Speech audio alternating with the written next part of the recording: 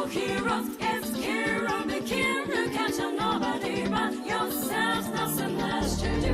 No more heroes, no time to steal if you're gonna be number one. Travis, it's kill or be killed.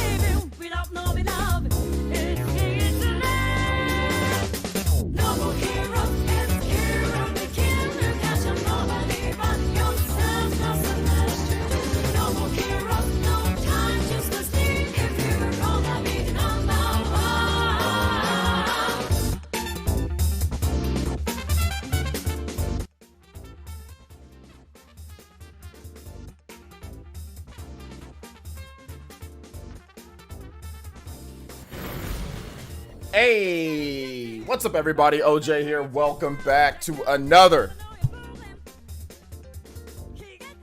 OJ Live. I got a great show for you guys today, man. It should be a lot of fun. Sorry that we started up a little late. My mom decided to call me out of nowhere, like right before I went live, talking about Thanksgiving stuff and how she doesn't know how to send an email.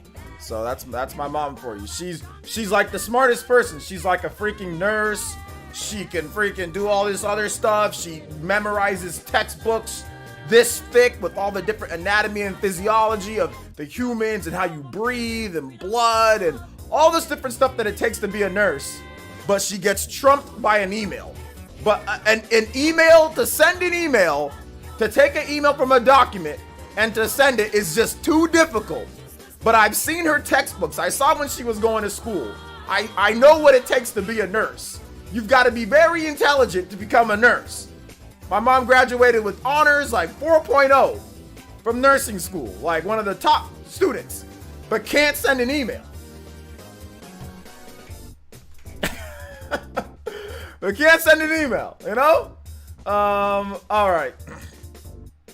So shout outs. Why that Streamlabs didn't appear. What's going on, Shamsa? Did you send your normal, typical California smash? I don't know why it didn't. I didn't get anything that popped up. Did something come through? Thank you if it did, or maybe it didn't go. Check again on your end. Oh, here we go. There we go. There we go. That's were you talking about that one?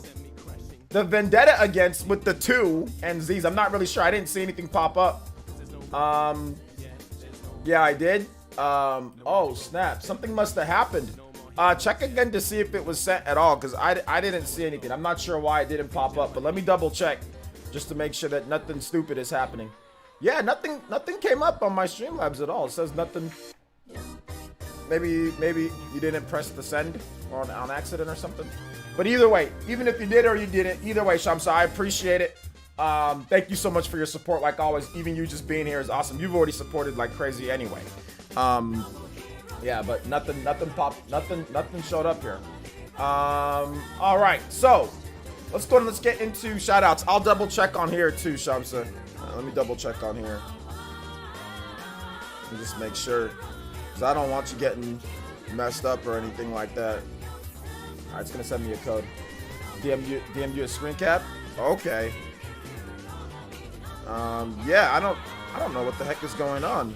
Let's make sure that they didn't mess with you.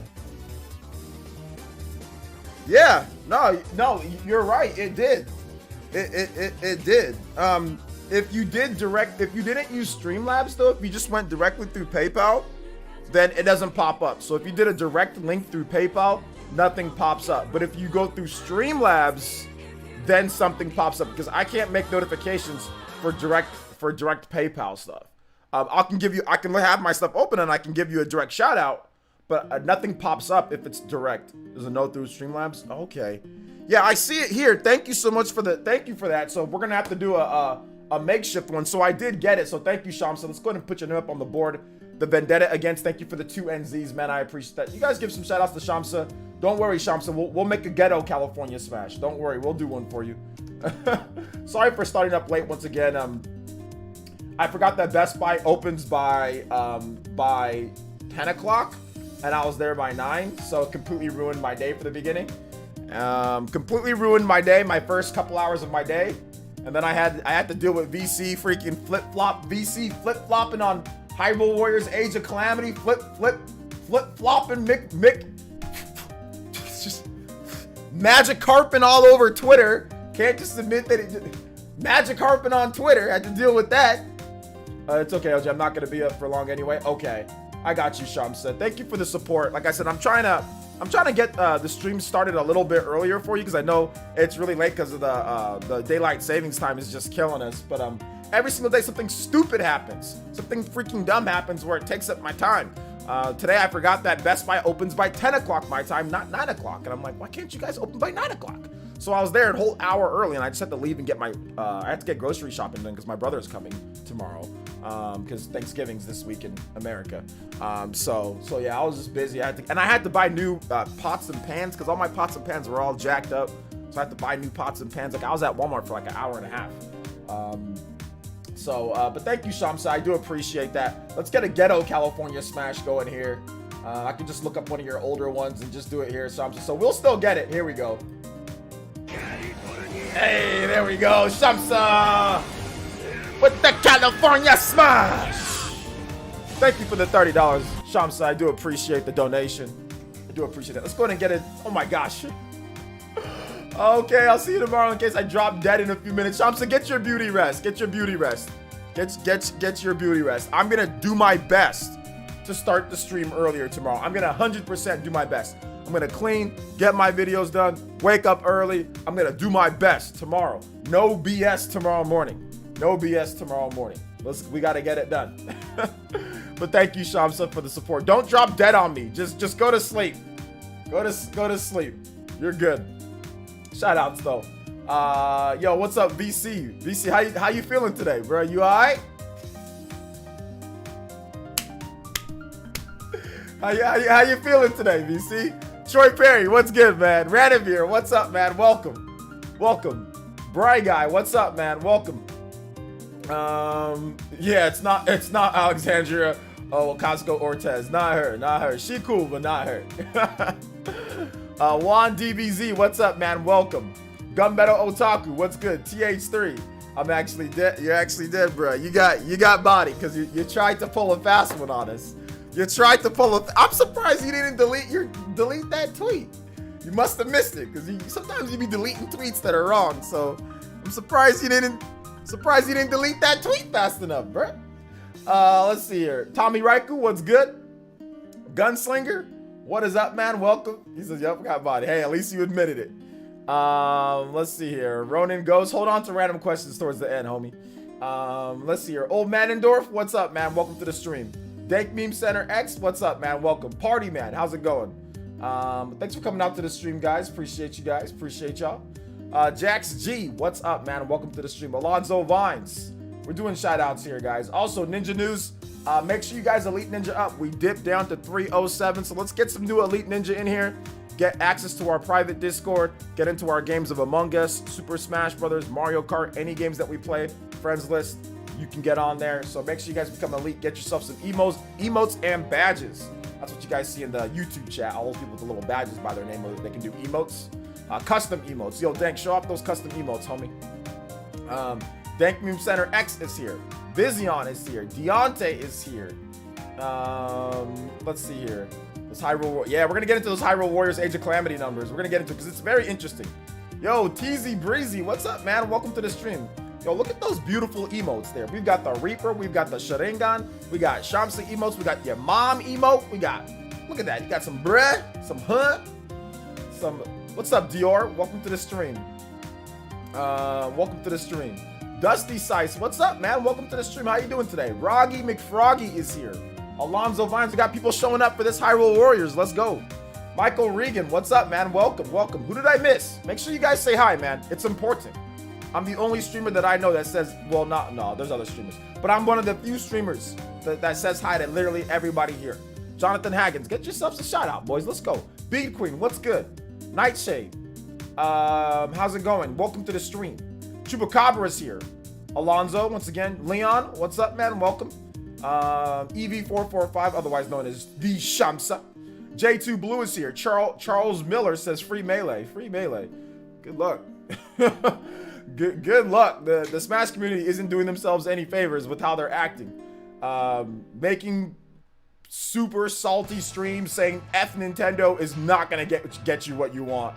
I'm sorry. Like I said, I feel that. I feel for him. But top players do it. That's not gonna get you what you want. Stomping and pouting your feet and going like this and crying like that. That's not gonna get what you want. I'm with the movement, but the way that they're going about it is all wrong. And by the way, they still haven't even fixed what they're gonna do to protect children and protect women and protect other people at their tournaments. They've got bigger things to worry about. They don't even know what they're gonna do once tournaments can resume and there's a vaccine. So they got bigger things to worry about.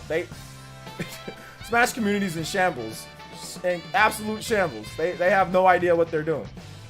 Leaders making clickbait videos, sitting there and saying, using anonymous sources to say people are taking down the whole like try to incite rage in people. Like, good luck. Good luck. I'm telling you, that's not the way to do it. But hey, you know what? If they feel that's the way to go about it, making videos and getting people to get angry and try to rile up a mob to do stuff, then that's fine. That's fine. Let's see how it works out for them. I would say a plan would be better. Getting together with the leaders, putting together a formal proposal and saying this is what we feel, this is what we think, instead of inciting rage across Twitter. That's what the Smash community does. They use Twitter to incite rage and cancel and try to be angry about things. Stupid. A bunch of jabronis. Some people have some intelligence in that community, but there's a lot of stupid people that think that they're entitled to stuff. If you want something, that's fine. Like I said, I F with it. You know what I'm saying? Like I'm with it. You know, I'm with them. But at the same time, the way that they're going about it is all wrong. They need some organization and a hashtag isn't gonna save you. You know, a hashtag is not gonna save you. You need a plan. You need a commitment. Salty posts on Twitter isn't gonna get you what you want. You think it does because in your community, that's what happens. People can get canceled, things can get elevated because of tweets. But that's not what happens in business. Tweets don't get you what you want. So that's fine. That's what they think the way to do it. Tweet your ass off all day. Make videos. But hey, it is what it is. Hey, what's up, Velvet? Welcome to the stream. This all feels like some kind of wild conspiracy, man. Yeah, I mean, like I said, I'm with the movement. Like I like the people that want to just like want to have Smash be something. But the way that they're going about it, like I said, top players, the way that like Lethin's speaking, the way that certain players are speaking, this is not the way to do it. Twitter, spamming posts on Twitter and doing like that's not the way to do it. You need a plan. Get some organization together. Get with Gimmer. Get with Hungry Box. He's making clickbait stuff too. Get with the leaders in the Smash community. Get with the top players. Put together a proposal. Put together something and ask for an audience with Nintendo on this to explain what's going on. That's the better way to do it instead of going on Twitter and inciting rage. Like I just don't think this is the way. I don't think this is the way. Like the way that they're going about it is not the way to do it. And like I said, they still haven't even fixed. There's still no plan to protect children and minors and women at tournaments. There's still no plan for after tournament. Like they still don't even got that figured out. Like there's still no plan for that. So I mean, like, make a plan. There's still no plan. I still haven't seen a solid plan for that either. So, yeah, man. I'm not answering any Smash questions right now, man. Check out my Smash videos, Teddy Baggins. I already got tons of Smash. We're not talking about Smash today, but I got tons of videos on Smash in terms of what I think and all that. All right, so check it out on the channel. Let's see. You nailed it. For those who cry about it so much, it's embarrassing first world problems. I don't have a problem with them complaining about it, like I said, but the leaders, the top players and the leaders in the Smash community need to do a better job with organization. That's what I would say, is organization would be a better way of doing it. You know, if it's going to be like, you're talking about a community, not an individual. Like if you're mad at a company, you're allowed to say whatever you want, right? But if you're a top player, you're a guy that's making a lot of money in the Smash community, you know, subs, whatever, you're affiliated with that, you should organize with other people. Salty tweets aren't going to be what it gets it done. And literally every single top Smash player that I saw decided that salty tweets were going to be the way to release your anger, which is just, I hope they're organizing behind this. I hope they're doing salty tweets and they're also organizing behind the scenes. I would hope. Maybe they're doing both, you know? Hey, what's up, Charlie Ward? Welcome to the stream. Some bells need to be given out to those people who thought Age of Calamity would only sell a couple million like the first Hyrule Warriors. Well, I mean, like, some people, I'm not going to name who, but some people felt that it was a good idea to use Hyrule Warriors sales on the Wii U and on the Switch and on the 3DS and compare that to Age of Calamity, which was a horrible comparison, which I said that was a horrible comparison. I said that's a really bad comparison. And the reason why I said that's a really bad comparison is because Age of Calamity is a whole different time frame. Hyrule Warriors, the original on the Wii U, came out a year after the Wii U launched. Or no, 2 years after the Wii U launched. The Wii U's install base was paltry compared to the Switch's install base. So that's the first problem. The second problem is that the Wii U had no momentum for it. Okay? No momentum for it, and it wasn't the main holiday game. That's another problem. Another problem, let's keep on going here, is that the Wii U, with how it was doing, like with the game itself, the Wii U it wasn't a mainline game with the Wii U. It was a spin-off. It was a complete spin-off. There was no actual ties back to the regular Legend of Zelda.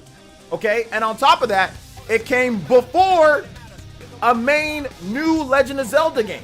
It was almost like Federation Force, right? People wanted that next new mainline Metroid game, so they get mad. And that's what happened with Hyrule Warriors on the Wii U. People got mad because we wanted that Zelda game that we saw in the tech demo. Age of Calamity is coming out after Breath of the Wild. So it's a setup, right? A prequel. So we already played the big game. It's been selling, and it's a mainline canon game on an extremely popular system. Anybody who used Hyrule Warriors sales, and I explained this back then when the whole thing, anybody who thought that using Hyrule Warriors sales does not know sales and should not talk about sales. Because to use that in comparison to the Switch and to ignore all the previous Wii U games or all the previous games that have pretty much blown out the Wii U's sales in literally every single game. Heck, even Tokyo Mirage Session sold better on Switch, even though it didn't sell good. It still sold better on Switch. To use that was just ridiculous. It was a ridiculous notion, and anybody who felt that should literally retire from talking about sales. Should literally retire, should just chill on the sale because you don't understand sales. That is, to me, you don't understand sales. If you thought Age of Calamity wasn't going to do well because of Hyrule Warriors, you don't understand sales. You don't understand sales, and you should reevaluate talking about sales. You should reevaluate that. On top of that, Hyrule Warriors, either version, never cracked the Amazon sales charts. Didn't really get too high up on the eShop sales charts either. It never cracked the top spots on those.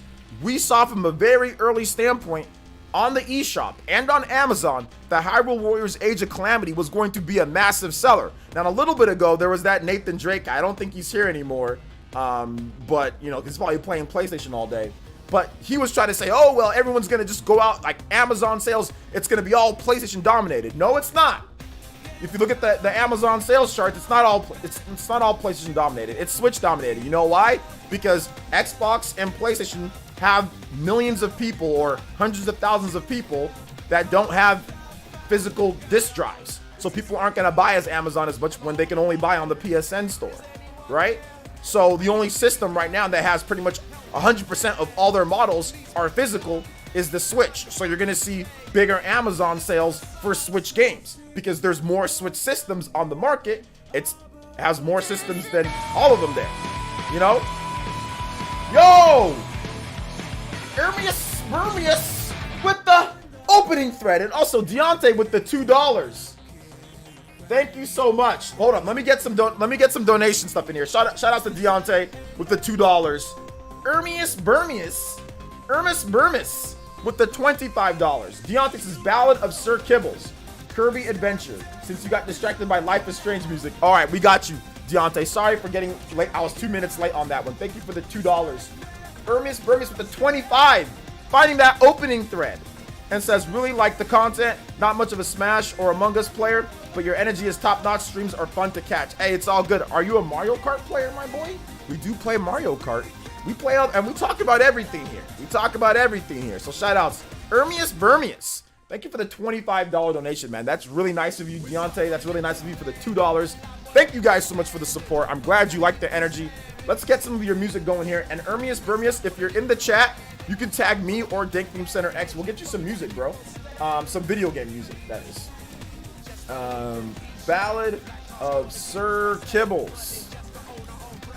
All right, got the Ballad of Sir Kibbles.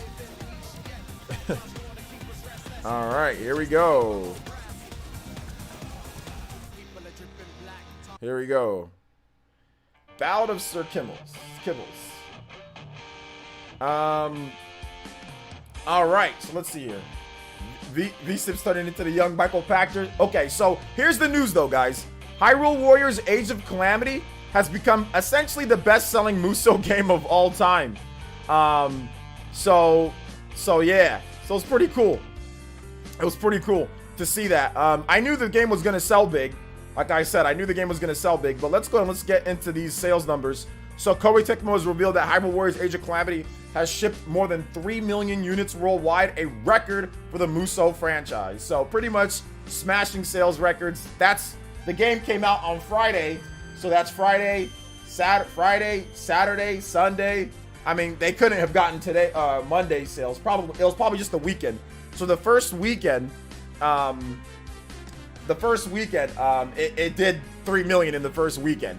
That's up near the Last of Us part, you know. I think Last of Us did 4 million first weekend. So anywhere near that, that's pretty good. That's pretty freaking good.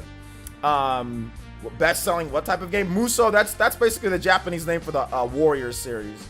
Warriors series. It's called Muso in Japan. So, Warriors here in America, or the West. So, yo, Ermis, what's up, bro? Thank you for the support, man. You got some music that you want, man? You got some music? All right, let's see here. Did you enjoy? Yeah, check out my videos on Fire Emblem Warriors, Charlie Ward. That game came out 3 years ago, so yeah, I enjoyed it. But it's not as good as Age of Calamity. Age of Calamity is the best Warriors game that I've ever played. I've played a number of Warriors games, but I don't really like the typical Warriors games. You know, like Dynasty Warriors, like the regular, like I don't really like that too much, just because it just seems like a bunch of generic characters, right? Slashing and hacking and slashing away.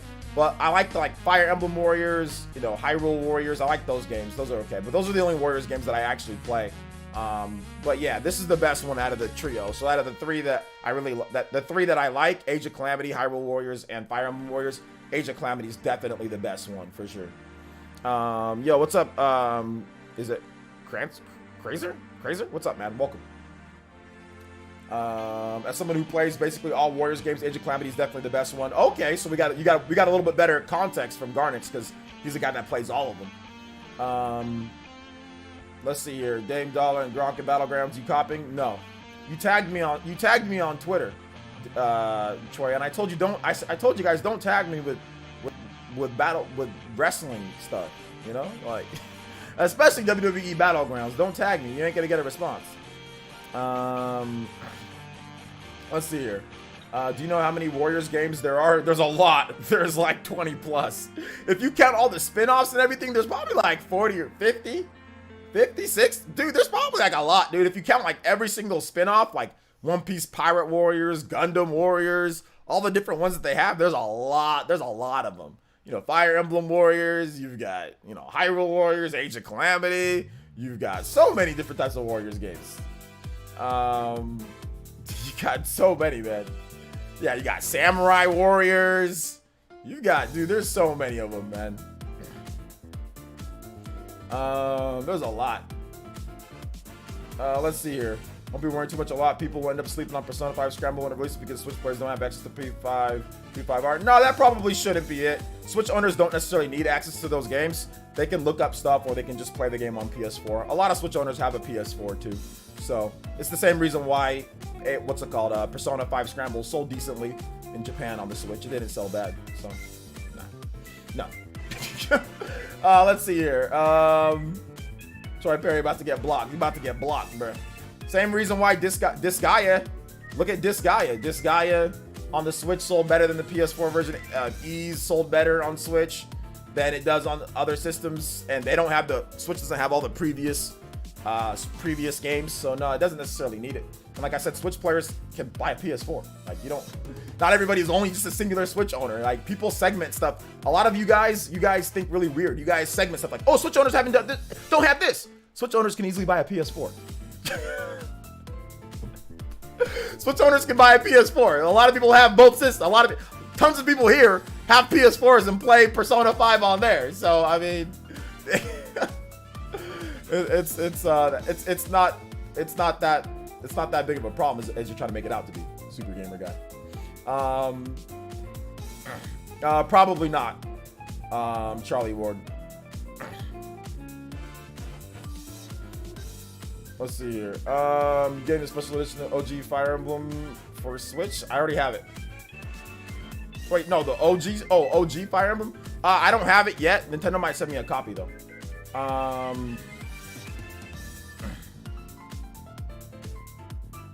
So yeah.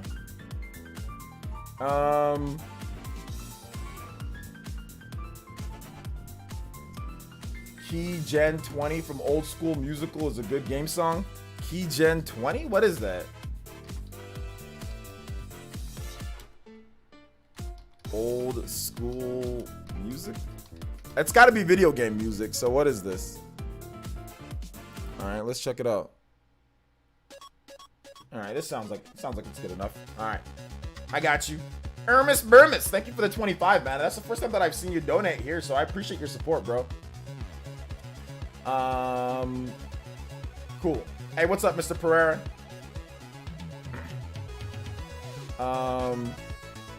The game that came out 2020 boss battles are really good in there. All right, so you guys have any other thoughts on these Hyrule Warriors Age of Calamity sales? Hyrule Warriors series is easily my favorite spin-off series of all time. Hyrule Warriors series.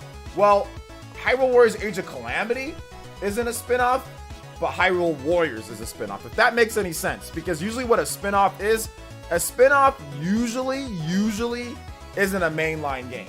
It doesn't tie back into a mainline game. It's usually something separate, like for example, like Persona Q, spin-off, something separate, weird type of setup or story plot. If a game has mainline story plots, then usually it's not a spin-off. So I kind of see it as Age of Calamity isn't a spin-off, and Hyrule Warriors is a spin-off, because Hyrule Warriors story doesn't have anything to do, that's just made up. Has nothing to do with it's just complete fanfare, Whereas Age of Calamity has major implications in Breath of the Wild, right? It's actually telling the real story from Breath of the Wild. And I also want to mention one more thing with Hyrule Warriors, and the reason why people were silly to say that this game wasn't going to do well.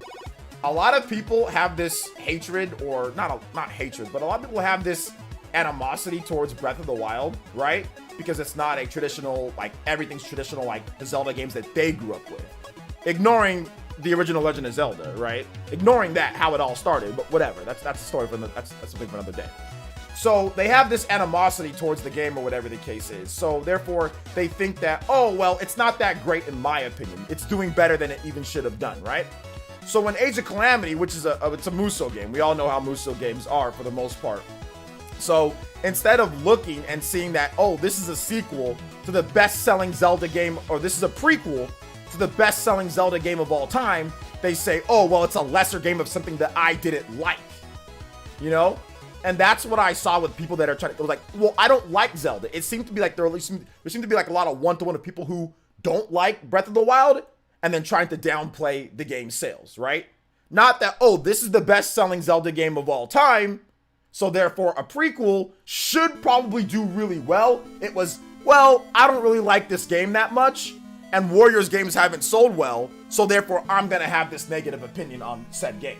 And people do that. It's not just with Hyrule Warriors. People do this with video games that try to talk sales all the time. I've noticed that there's a very close connection between people doing that, and it needs to stop. And honestly, it needs to stop, because you get yourself into a what do I think instead of what do I see. You know what I'm saying? You know? So that I think that's the problem. That's the problem. That's the biggest problem. Shinru61, what's good, man? Welcome. Yeah, that's your prediction for Age of Calamity Lifetime Sales. I think 10 million. I'm gonna go with the anywhere between, I'd say 7 to 10 million, somewhere in that range. Master Dragon, thanks for the host. Let's see, is there more than one? Okay, hold up. We're not talking about endings and all that stuff like that, guys. Atomic Samurai, that's a spoiler, dude. Just play the game yourself. That's a spoiler. Anybody who's saying that it's not canon is an idiot. Because literally, the Zelda team, Mr. Enuma, said that it is. It's a prequel. They literally said that it is. So I don't understand why you guys are listening to people online instead of listening to what the Zelda team and Mr. Enuma-san has said. Listen to what he says about the game. Don't listen to what other people online say that just say whatever they want. I said this yesterday on Twitter. With what was it? The world ends with Neo. The world ends with you. A lot of people just say the first thing that comes to their mind. They don't research. A lot of you guys don't research. Like, that's why that you're coming here, Atomic Samurai, and you don't even know that what Mr. Enuma said. What Mr. Enuma says about the story supersedes what anybody online has to say. So don't listen to people just saying stuff online. They don't research a lot of people don't research anything. Okay? A lot of people don't they research nothing.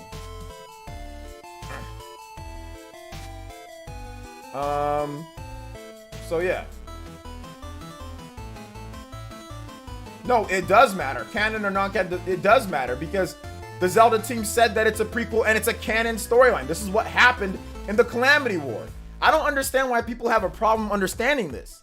Like, this is not hard to understand, yet people make this very difficult on themselves. And that's why I question people's thought process during these COVID times. Sometimes when you get COVID, I think, is memory loss one of the symptoms of COVID? I'm not sure. I know loss of sense of taste and smell and hard to breathe, but I think some people legitimately got COVID, okay, and recovered and don't remember, and literally don't remember things.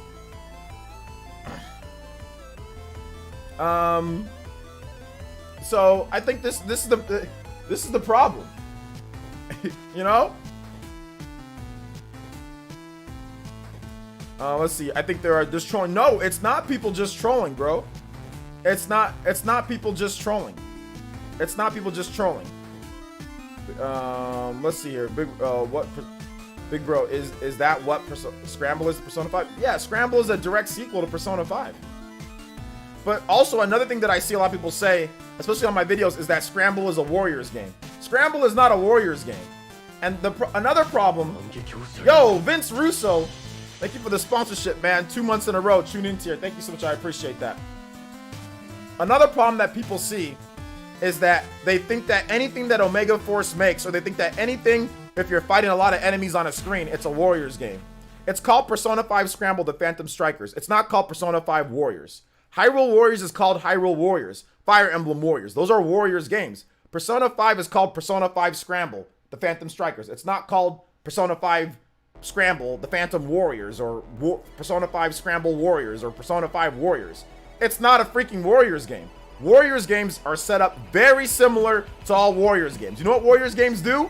They drop you on a map. They have different points. You capture those objectives or those points, and then you run around the map and collect things. Persona 5 Scramble is not set up that way. There are locations where there's a lot of battles where you fight people, but then there are separate encounters where you're doing platforming, where you're doing regular dungeon crawling in different areas, where you're doing regular RPG action battles with not a lot of enemies. where you're doing certain like dungeons with boss fights at the end of them. You know, not just a boss appears. Like Warriors game, a boss appears over there. A boss appears over here. You know, it's the setup and structure of Persona 5 Scramble is completely different from a Warriors game. Fire Emblem Warriors, Hyrule Warriors, and Age of Calamity, those games are all they all play very similar with the structure when you go into an encounter. Now they have some different things like on the overworld map and some of the other stuff, but Persona 5 Scramble is not the same thing. It's not a Warriors game. And people keep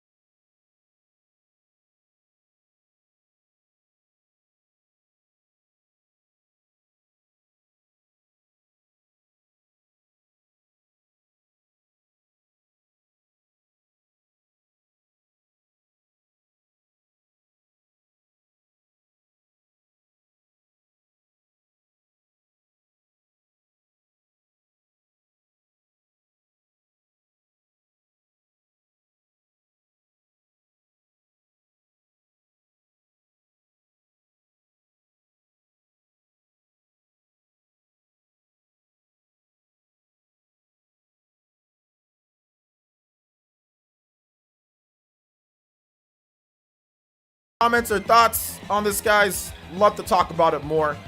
It was a fun. It's a fun discussion. It's a fun discussion to have. That's for sure. All right, there we go.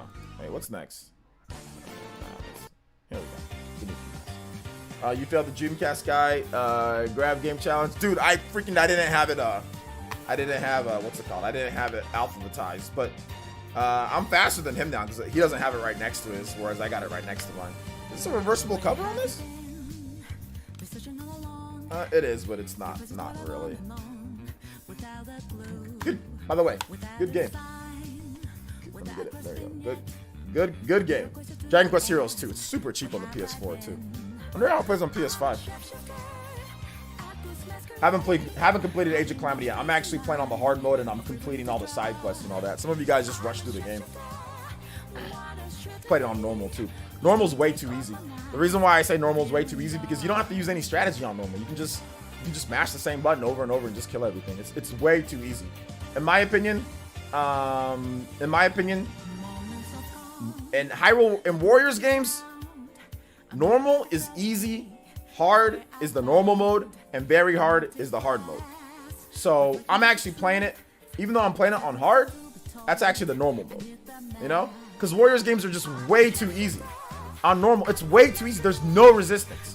On hard, you actually have to do all the different strategies. You could potentially die. There's the threat of dying, you know? The enemies hit a lot harder when you do get hit. The bosses, you know?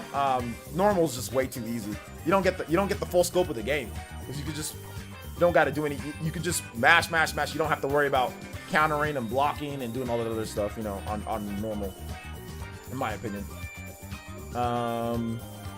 Charlie Ward with the £2 it says, please play Daytona USA Mermaid Lake. All right, I got you, Charlie. Thank you for the $2. We'll get that going right away, sir. Daytona, USA, 2001, Mermaid Lake. Nah, I don't own that. Atomic Samurai. All right. Playing on very hard right now. I gotta play on point. Yeah, very hard is difficult. I don't like playing the Warriors games on very hard from the beginning, just because I feel that they stack it. Like, you have to grind way too much. I mean, you can do it. You can just like grind over and over like the beginning levels and be just fine, and then just like get a bunch of money and then level up your people. Like hell, I mean, like that's the way to do it, you know. But I just don't feel like that just takes too much time, because I played Fire Emblem Warriors on very hard. Like that's what you have to do with like Fire Emblem Warriors. You just gotta like super grind. You know, like I'm not trying to super grind. I'm just trying to have it to where it's like a respectable challenge. But yeah, if you're playing on very hard from the very beginning, yeah, you got to be super on point, you know, and you got to grind, and you got to like super grind. I mean, on hard you got to somewhat grind, and you've got to cook. Another problem with normal is that you don't got to cook. Another, like, cooking is a big aspect of Age of Calamity, like especially with the side quests and the challenges. Like, you have to, like, okay, you have to get this many KOs in this much time. They barely give you any time, right? And if you're not cooking to increase your damage output or to jack up your movement speed so you can get to certain points a lot faster, you know, then you're gonna be in trouble. You're not gonna be able to pass it. On normal, you don't gotta cook anything. You can just fight. You can do zero cooking throughout the whole game. So yeah. I don't talk about Persona 5 Roll anymore, Victor Martinez. What's it called? Told me to, Abaddon paid me to enjoy some games by myself and not talk about it. So I don't talk about Persona 5 Roll anymore. I'm playing it, I'm enjoying it, but yeah, I don't talk about it. I already talked, as everything that I've got to say, I've already said about Persona 5 Roll. So unless you see another video, I ain't talking about it on here. So Abaddon told me to enjoy games for myself sometimes and stop. I don't have to share everything. So that's the game that he told me to, and I picked it. So yeah. So yeah, I'm trying to find. But thank you for the support, bro, Victor. I appreciate that. Age of Calamity exceeded my expectations. Nice. Yep, I agree. Playing it very hard. It's a bit tough. Hard is probably the best way to play it. Yeah. I legit binged for 10 hours straight last night, and I'm only starting chapter 4. Hey, there you go, dude. It's fun. Like, the side quests are really good. I love what Age of Calamity does with the side quests. It's just so much better. Like, getting extra bonus, like combos, extra hearts, leveling up your character, everything's organized. Is just so much like what's it called? Quality of life improvements for leveling up and upgrading each of your characters, fusing weapons. It's simple, it's clean, it's fast. I mean, I like it. I really like it. The training room is phenomenal. I love the training room. You know, that's really good as well. So yeah, good stuff. Good stuff. VC, you don't even like the Warriors games. So stop it. I ain't talking about Warriors. I ain't talking about Xenoblade Warriors eyes emoji. You don't even like the Warriors games. You basically trash talked Warriors games before the whole time. It's still a Warriors game. Barf emojis. All this stuff. Now you're talking about Xenoblade Warriors eyes emojis. You don't even like the Warriors games. I do love Xenoblade, but you don't love Zelda? You don't like Zelda? I thought you said that you like Zelda. Enough with your fakeness, BC. You don't gotta act like you like it for people here in the chat so they can sub to your channel, bro. If you don't like something, then you don't like it. Enough of the fakeness, BC. I ain't having none of your ish today, bro. I ain't having none of your ish today, bro. Like, stop trying to fake and act like you like it so people can like sub to your channel, bro. You don't like Warriors games, okay? You don't like Warriors games. You don't like Zelda anywhere near. You don't like Breath of the Wild anywhere near as much as you say that you do. Stop lying, bro. Stop lying. Like, enough of the BS, VC. I don't hate you for it, but enough. I can see through fakeness, and this is fake as hell right now. So stop it. Stop it. Jose, Scramble was leaked to February to drop. What's your opinion? I already made a video on that, Velvet. Check it out on there, Velvety. I talked in depth about it. So check out the videos where I discussed it already. If you want my full opinion. You can't give a game a 9. You can't give a game a 9 out of 10, then sit there and call anybody a freaking fraud and a fanboy and all this when they give Breath of the Wild a 10 out of 10. You don't like it as much as you say you do. did nothing but bash it when Ghost of Tsushima came out. You said that it destroys Breath of the Wild in every single act. Like, stop it. Enough of this nonsense. Like I said, you're cool VC, but enough. I ain't gonna have you come in here and do that nonsense on your stream, bro. Don't come here and do that lying, fake ass shit here. All right, man. Like don't do that here. Like I said, do it on your stream, but don't do it here. Don't do it here. Let's see here. I once thought Torto was thinking it was Xeno 2 on the cart DLC. Didn't realize it's a different game. Yeah, it's a separate game. It's a separate game. Nah. You weren't joking around, bruh. Nah. We already had this discussion.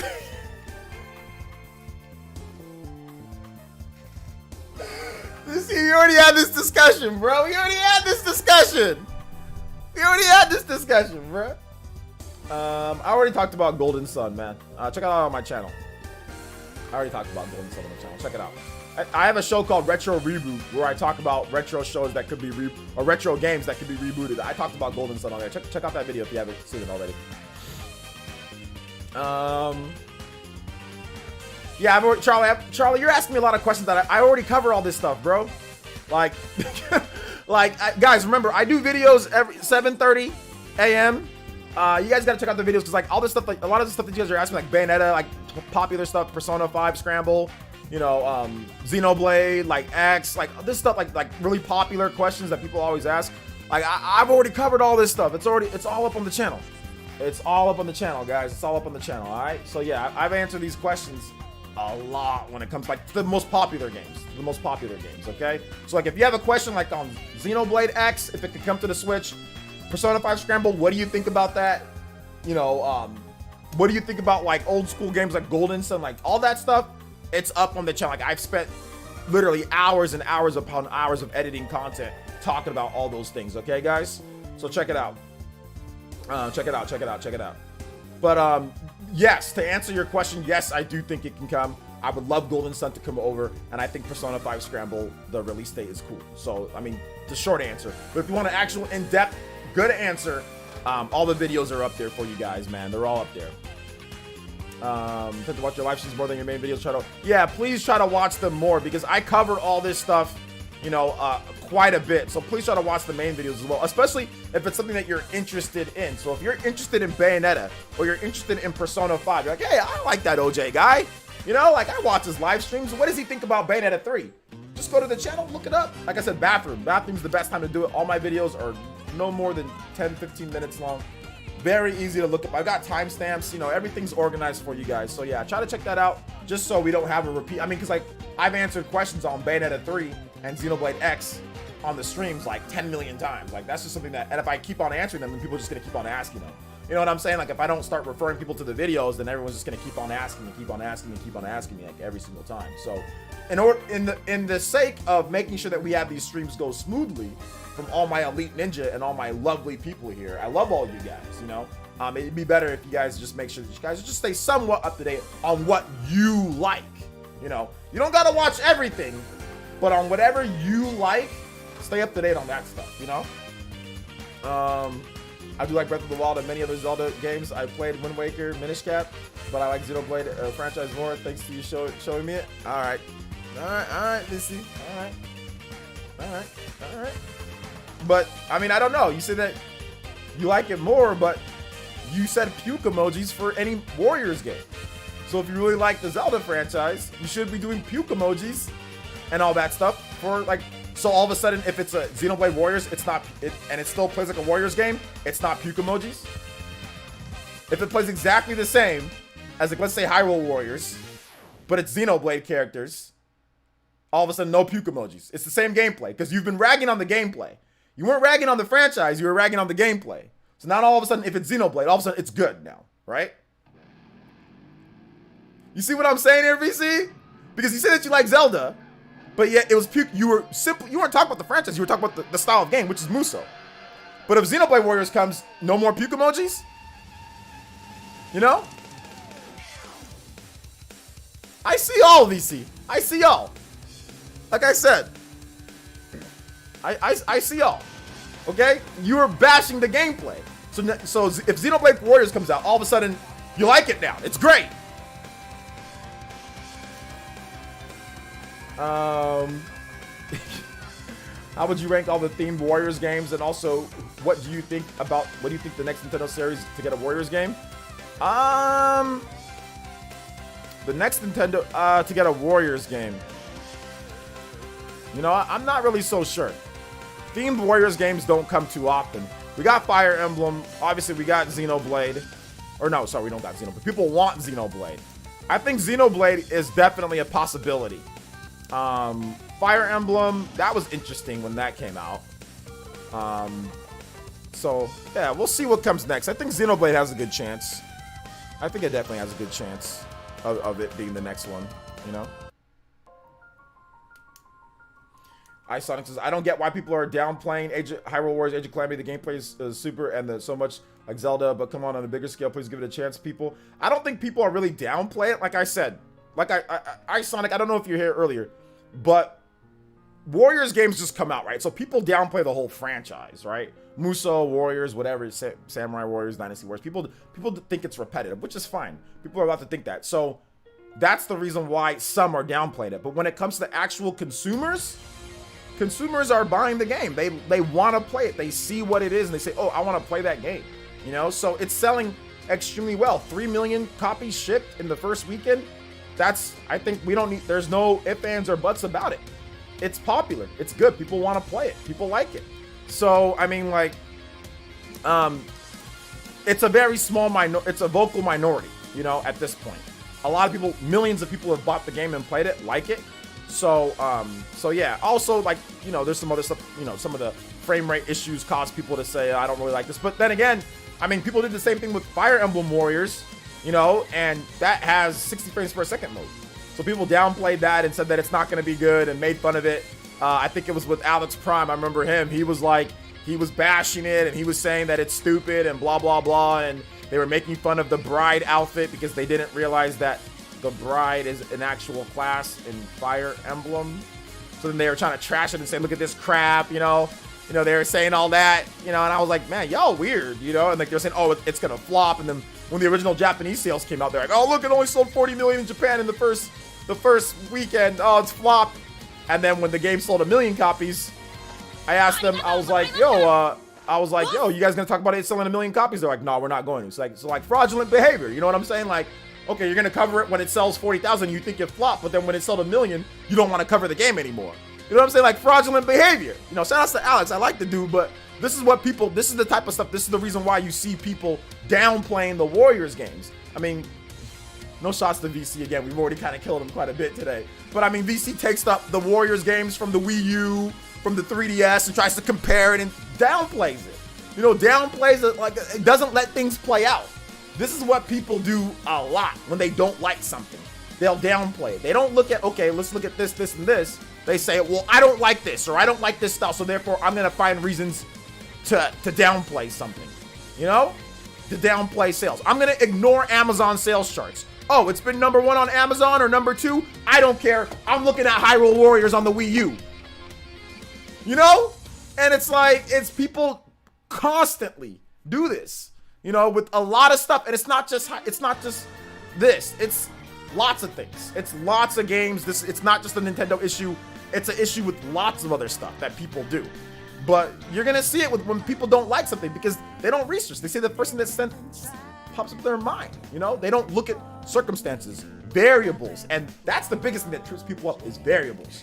A good analyst can plug in variables and say, okay, I think this is gonna happen because this is different. People who shouldn't talk about sales don't do that. They simply look at what happened and say, this is gonna happen. They don't factor in variables. And that's why most people are wrong on sales numbers, because they have no idea what a variable is, because they didn't pass math. And even if they did pass math, they're not intelligent enough to look at a variable. You know what I'm saying? And to analyze the variable and put it all together.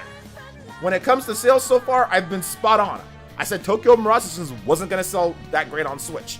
I was right about it. Pretty much every single game I've been spot on with the sales numbers. I've been wrong on stuff, and I'll own it. But a lot of people that don't know how to analyze stuff they don't analyze variables, and that's where it trips them up the most, you know. Leo Aguilar with the $2 and says, "Can I get an F for V6 in the chat? All jokes all around. Much love for the chat and OJ." Yo, thank you, Leo Aguilar. I appreciate it. So yeah, man. I think most Warriors games are awful except Persona 5 Scramble and Age of Calamity. Persona 5 Scramble isn't a Warriors game. Those are the games that are a bit more tailored to the source material. Yeah, Persona 5 Scramble isn't a Warriors game. Age of Calamity is. Usually a Warriors game, guys, will have Warriors in the name. Usually, if it's the traditional Warriors game, it'll have Warriors in the name. That's just something to let you guys know. I mean, I know this might be a concept that some of you guys are like, what? But no, like, yeah. If it's a Warriors game, it usually has, if it's just like a Warriors game, it'll have it in the title. If it's not, then it probably won't. You know? The ones that are different, that are more tailored towards the source material, Dragon Quest, you know, stuff like that. But I mean, Age of Calamity is a little bit of a different type of Warriors game when it comes to spin-off, or when it comes to like spin-off from like the normal type of what you would expect. Age of Calamity is a game that they said, hey, it's a big war, so it fits the Warrior style of gameplay. It doesn't fit what, like, you know, what Persona 5 Scramble would do, you know. Persona 5 Scramble, the gameplay fits a Persona game, more so than anything. Now, of course, there's Warriors elements in there. Like, yeah, like there's times where you're fighting lots of enemies, but those encounters don't last very long. If you play the demo, it doesn't last that long, and then you're into a dungeon. You go from there into a dungeon, and you're platforming, and you're collecting treasure chests, and you're having singular encounters with enemies, and you're getting experience, then you fight a boss. So that is not the structure of a Warriors game at all. That's not what you do in no Warriors game that I know of does that. So, I mean, you guys need to stop calling Persona 5 Scramble a Warriors game, because it's not.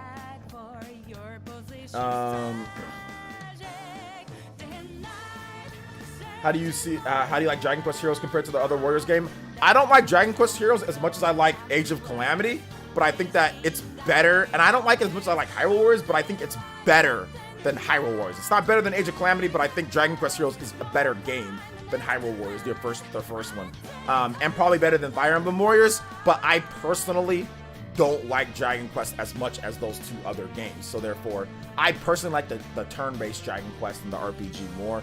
So, but for those who like Dragon Quest a lot, I think Dragon Quest Heroes is actually really good. So I can separate what I like from how I think the game is, you know. Yes, I'm still enjoying Age of Calamity. Yes, Gerard. Follow me on Twitter and watch all my videos.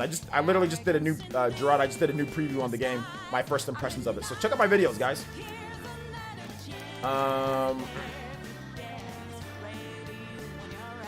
Let's see here. Charlie, we can't play any Brental Floss music, unfortunately. No Brental Floss music. But thank you for the tube. Pick something else, though.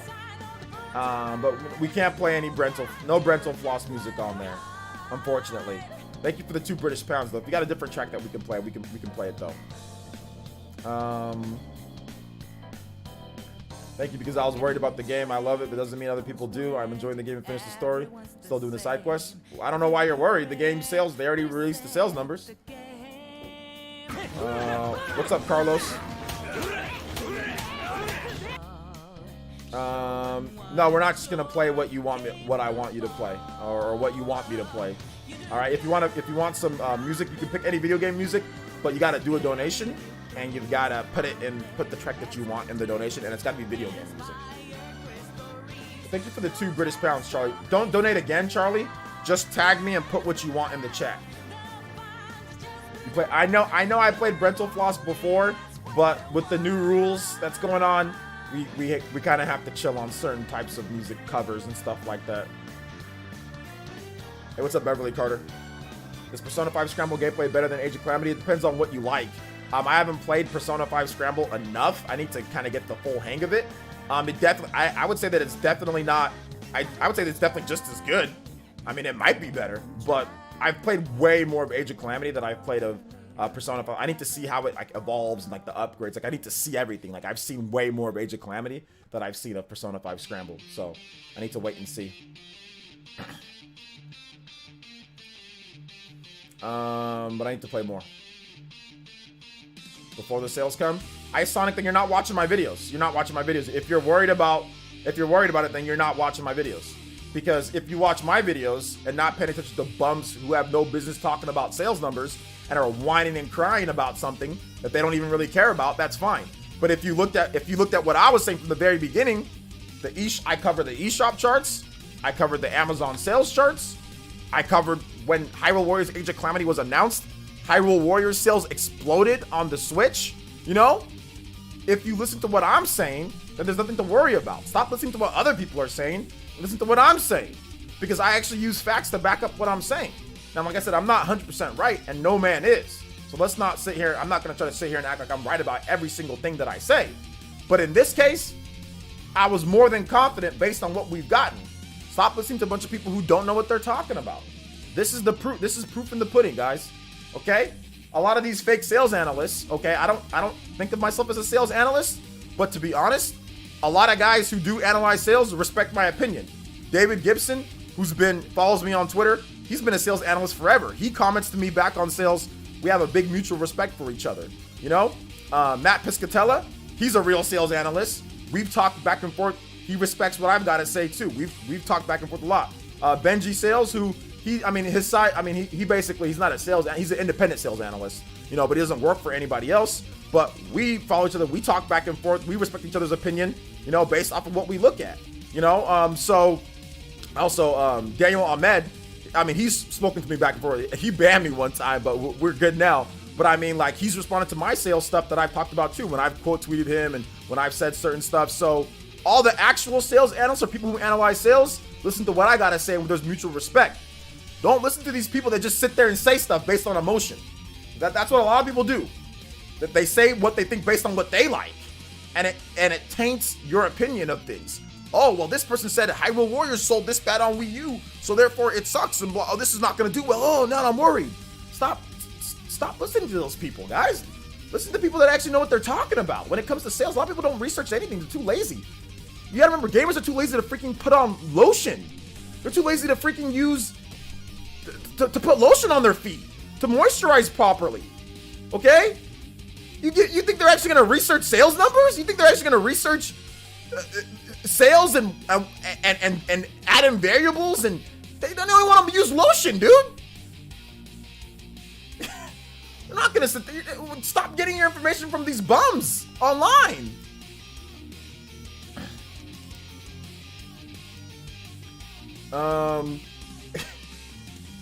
I'm not talking about RGT. I'm simply talking about RGT. Don't be talking about sales like that. You know, you don't be doing it. I'm talking about people who sit there and want to become sales analysts all of a sudden online, or want to sit there and say this is gonna do this, and they don't even research anything. They don't know what they're talking about, dude. Legit, like dead ass. There's a guy that said, "Oh man, like I don't think Breath of the Wild 2 can even come out anytime soon now because Age of Calamity, because of this game Age of Calamity." I said, "Bro, what are you talking about? Age of Calamity development has nothing to do with Breath of the Wild development." He's like, "No, I think it does." And I'm like, dude, do you know that Age of Calamity was made by a different team? And he said, "No, I don't know that." See what I'm talking about, guys? Like, do you guys see what I'm talking about? Like, people don't research. A lot of times people don't research anything. They just, Twitter, you're allowed to just talk, or you control. You control or you can talk. And a lot of times it's just people talking. They don't research. It's just people talking. It's just people trolling. So let's stop giving these people a microphone, please. You know? Killer Cuts from Killer Instinct. All right, I got you.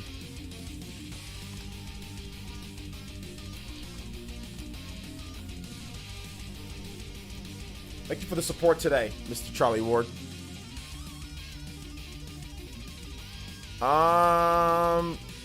But which song from Killer Cuts? Okay, here we go. The remix, this one? Let's see. It was a joke when you mentioned lotion in regards to RGT. Yeah, that was a joke. I'm joking around. And when I say that gamers are too lazy to eat, like, it's a joke, guys. Like, don't take it seriously. Like, obviously some gamers, I mean, people put lotion on their feet or put lotion on and still research sales. I mean, like, it's just a joke for the live stream, guys. Don't take it like it's like super serious. Is this what you want?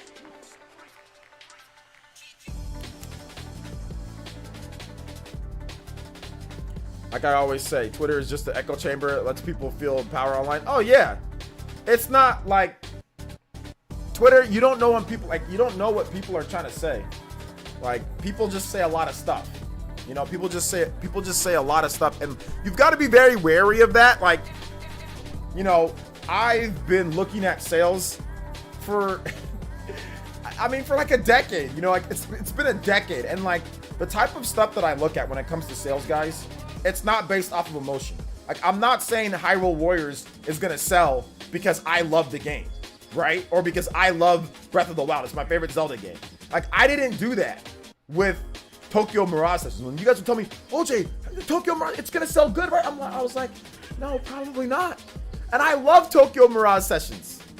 You know, I love the game. But emotion-based sales predictions are what a lot of people do on here. You know? Dawson with the $10. JoJo boys! Joe! Let's go. And he says, what's up, OJ? Been lurking for a while. Happy for Hyrule Warriors. Great sales. Shoutouts to VC. Shoutouts to VC. You're back, and Force with him are still as hilarious as ever. Yeah, they're good. They're good. When the news broke, because you know what the funny thing is? Let me tell you guys this. Thank you for the $10, but let me tell you guys something. So, I have two main sources for sales numbers outside of eShop charts or sales predictions that I make. Outside of eShop charts and outside of Amazon sales charts, I have two sources. I've got two friends. One of them is a regional manager.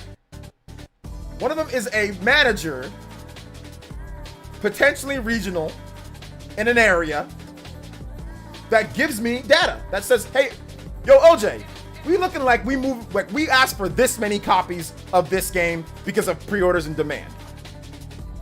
And I have another friend of mine that's also another higher up manager for another large retail chain. That's like, I grew up with these guys, okay?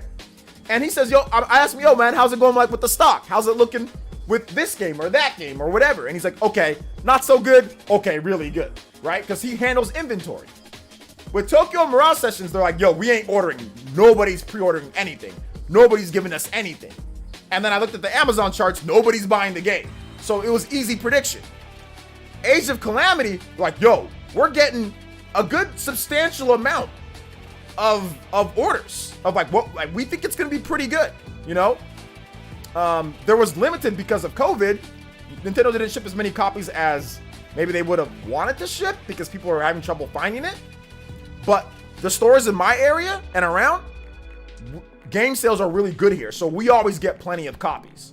Whereas in some other places that sales aren't as good for video games, they don't get as many. But here, Central Valley, we always get plenty of stock. Well, there's always, games don't ever like, you know, not. We always have a copy here, you know?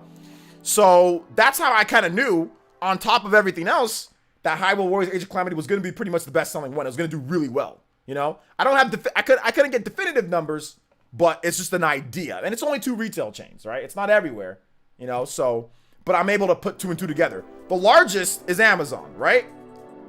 Nintendo's eShop sales have been blowing up, so you got to factor in eShop sales.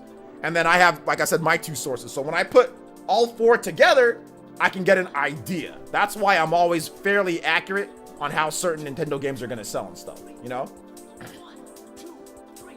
But thank you for the 10. So I'll give you guys a little sales tidbit. Switch systems, at least in my area and stuff, are selling so fast because of the stock shortages with Xbox, and like, it was already going to sell regardless, but it's even been accelerated because of Xbox and PlayStation not having stock. So that's what one of my sources said with Switch sales, that it's that the Mario Kart bundle was already like going to be like a done deal. But even before then, you know, they're putting in a ridiculous amount of orders for Switch systems. Like, they're putting in, like, every week they're like, yo, Nintendo, we need 50 more. Yo, Nintendo, we need 40 more. Yo, Nintendo, we need, you know, every week he's going overdrive on those orders for the Switch systems because they're selling out they're selling every stock. They get 100 of them in, they get, you know, 75 of them in, they're gone by the end of the week, you know? So, another little tip, but that's just one retail. I don't know where it is for everybody else, but that's just one retail chain. Do you think Age of Calamity's combat could influence combat in future Zelda games? Yes and no. I think no weapon breaking. I think that people were very happy that there was no weapon breaking, and I think that Age of Calamity, nobody said, oh my gosh, I wish they added weapon breaking, you know? So I think that's probably something that they're gonna say, okay, that's pretty good. I would also say like the amount of variation and maybe even multiple characters that you can use, the fact that people are responding so positively to that, you know, I think that might even be a thing in the next Breath of the Wild 2, where you can pick maybe a different character or so, or maybe even there's new champions, you know, that you can use, or you can pilot something, right? So yeah, I do think that there might be some influence from Breath of the Wild 2 and Age of Calamity, some elements. And it's still gonna be Zelda Breath of the Wild. I still think it's not gonna play like the game at all, but there's definitely gonna be some things that they pick and pluck from Age of Calamity into Breath of the Wild 2.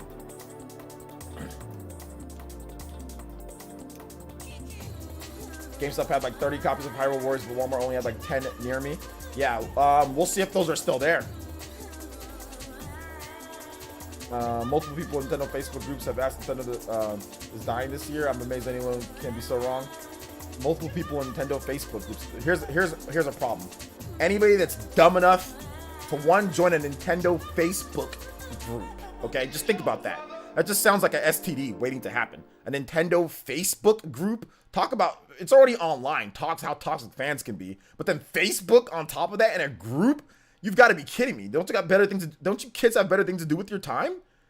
I just said a Nintendo Facebook group? What kind of nonsense is that? What a colossal waste of time. Facebook is already trash. And then a Nintendo Facebook group? Got to be kidding me.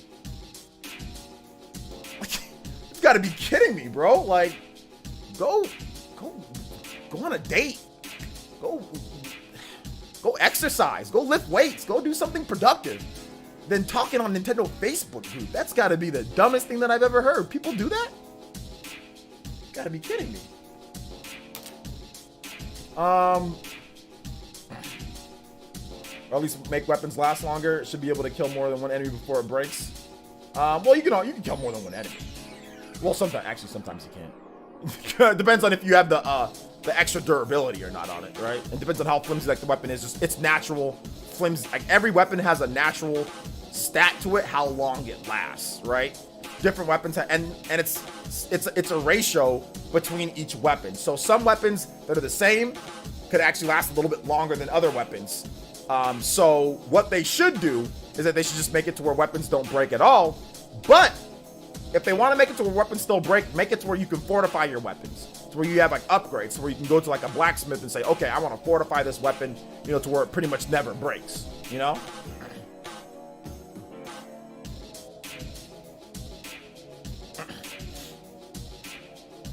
Let's see here.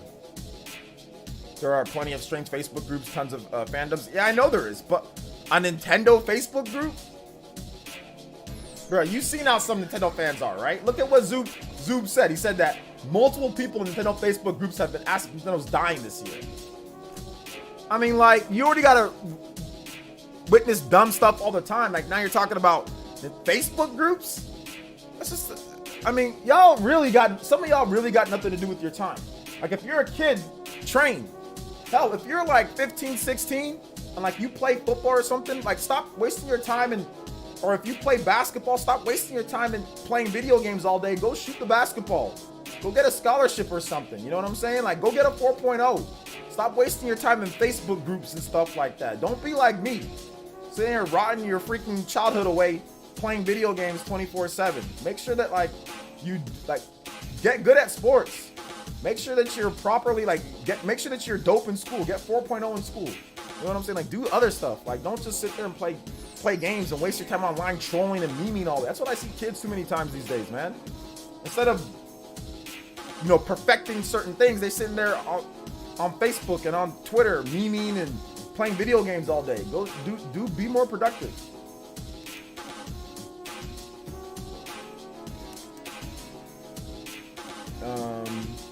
I hate sports? That's stupid. Why would you hate sports?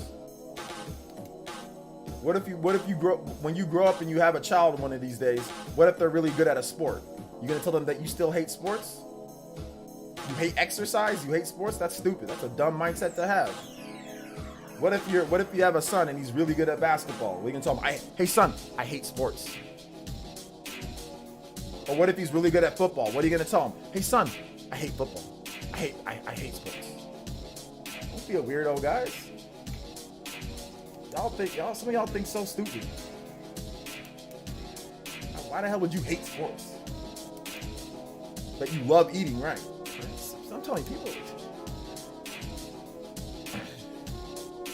Because not everyone. That's fine. Not everyone has to like sports, but you don't have to hate something. You said hate. You didn't say, oh well, I don't really watch sports, or I'm not really into sports. But you said I hate. There's a difference between someone saying something you hate something and that I'm not really into something. Okay? I'm not really into curling. I don't hate curling. I'm not really into swimming, the sport of Olympic swimming. I don't hate swimming. I'm not really into volleyball. I don't hate volleyball. You know? But sports are important. Sports are good. It's exercise. It's good. I mean, muscles, all that good stuff. It extends your life duration. There's nothing bad about sports. Sports are overall a good thing. You know, if you're just a nerd playing video games, you should get into some sports. Heck, even look at Leffen. Leffen never played any sports, right? And what did he do? He started playing basketball. He started playing basketball, started getting interested in that. Like, everybody should pick up something so you can get some physical fitness in your life. Stop hating stuff that it's good for you. You know, like, why are you gonna hate all this? Dude, try it. See if you like it. See if you can play. Get good at it. You know, exercise with it. You know, running is part of, heck, cross country is a sport, right? Running, get good at that, or swimming, or basketball, or football, or something. But saying that you hate it, that's stupid, in my opinion. I actually don't mind if the weapons break, but I love the meter or some indicator of its durability. Yeah, it only just like when you're about to break. Yo, Jakin, my man, thank you for the Ambu tier. Thank you for the Ambu tier pledge, bro. I appreciate that.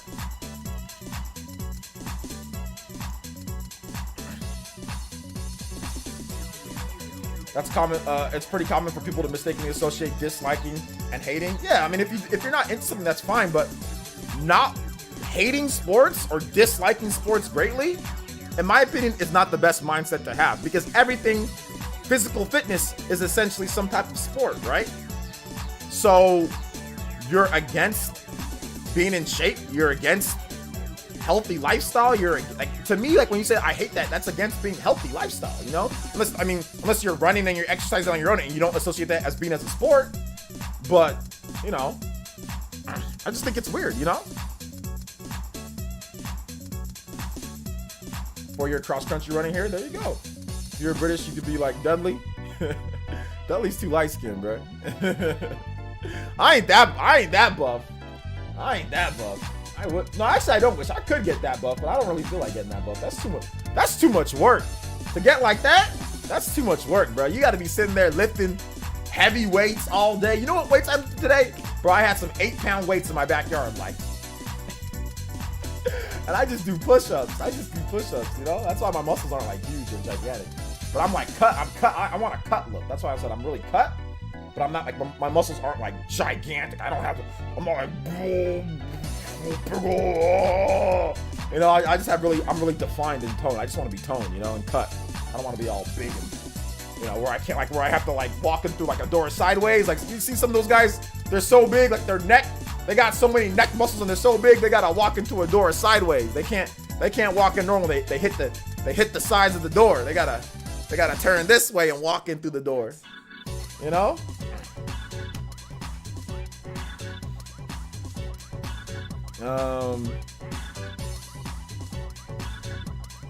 So that's why I'm getting to the point where I play my games and not pay attention to what stupid people say about games, plus the IRL stuff that I need to focus. Exactly, you know? Exactly, bro. I might sound harsh, guys, but trust me, this advice and what I'm saying here, one, don't take it super serious, like with everything that I say, like my tone. It's just for entertainment, okay? Because I see a lot of people coming over to the Spawncast. OJ, oh! I was in OJ's stream and he big mean bully. He bullied people, guys. It's not bullying. Trust me. It's not bullying. What it is that it's damn good advice. You ain't getting this advice. A lot of these people on YouTube, they ain't giving you guys good advice. That's why the streams stay a certain way.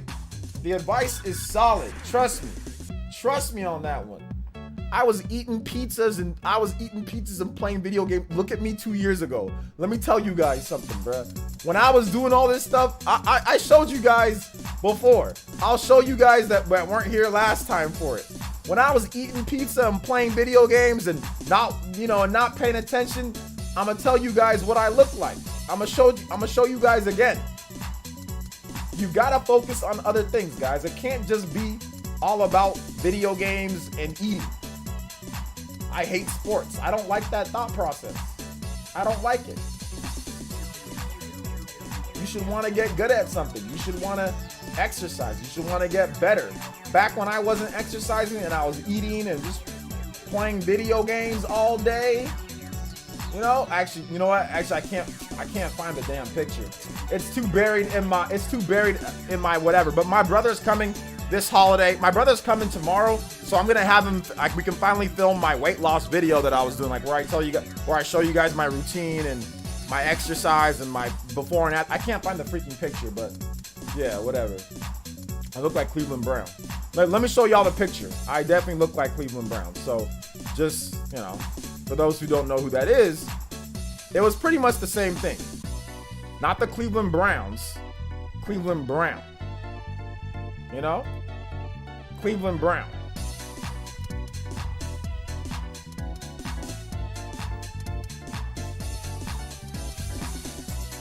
So we was definitely looking something like this. We were definitely looking something like this. It was very close to looking something like this. It was very close, and I'm not the fat cheeks, the round face.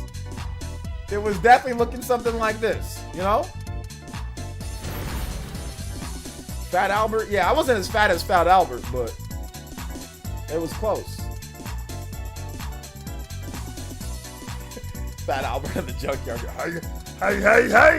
Hey everybody, my name is OJ. Welcome to another news video. Today we eating and we talking news. Oh, whoa.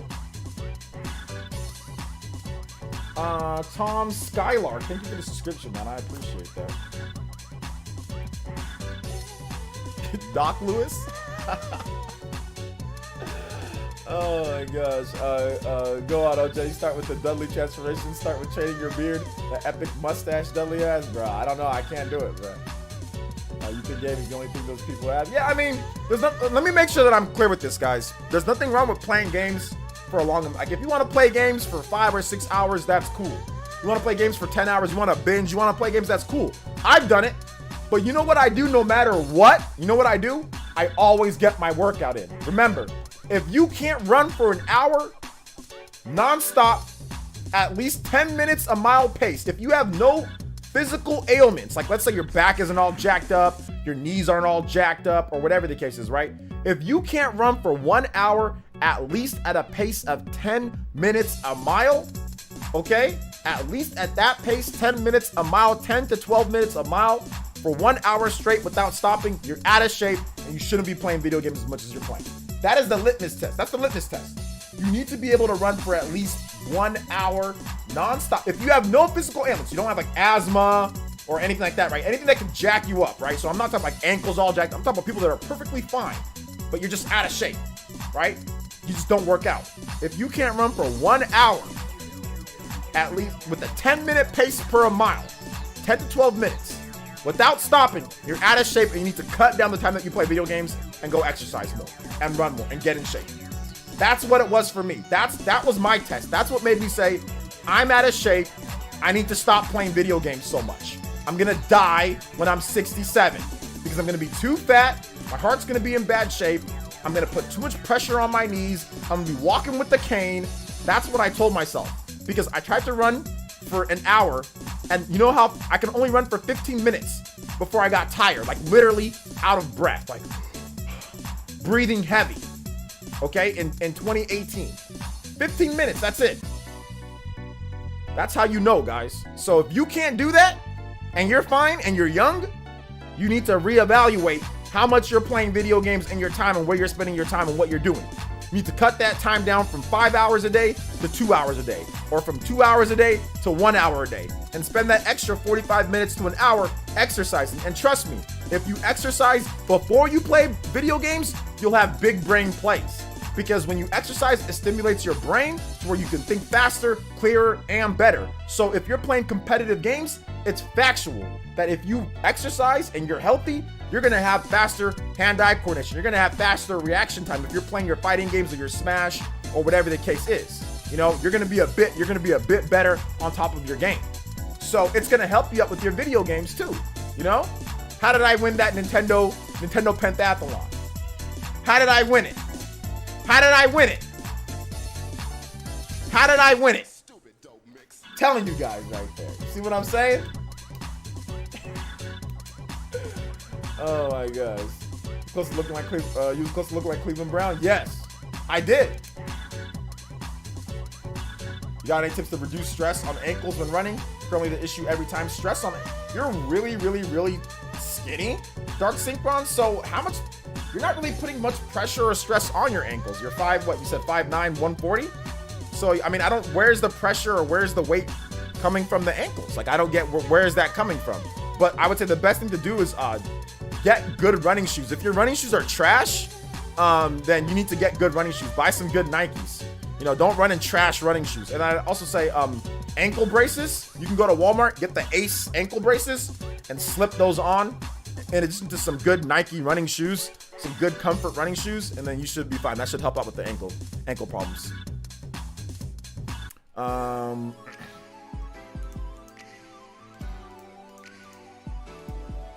Been known to run for hours without stopping, feast on livestock. Chuba's been known to run for hours without stopping, feast on the Chupacabra. Running for an hour straight is a lot. Military standards aren't even that high. Running for an hour straight isn't that much. That's the funny thing. You ever seen people run marathons, right? They run for 4 hours, 5 hours. 1 hour is actually not that much. And if you're in the military, you should definitely be able to, they definitely make sure that you can run for more than an hour, if I'm not correct, right? They make you jog for more than that. So they do like what, 10-mile jogs sometimes? You've got to be able to run for more than an hour if you're in the military, right? Those guys are in like, if you're like a Marine, there's no Marine that I knew or that I know that can't run for an hour straight, no problem. Or like military, like infantrymen, they can all run for an hour. Can they not? Then they need to get better standards then. If you're in the military or if you're on the front lines, I definitely think that you should be able to, because you have to run for an hour. You have to be able to, like, you have to have endurance.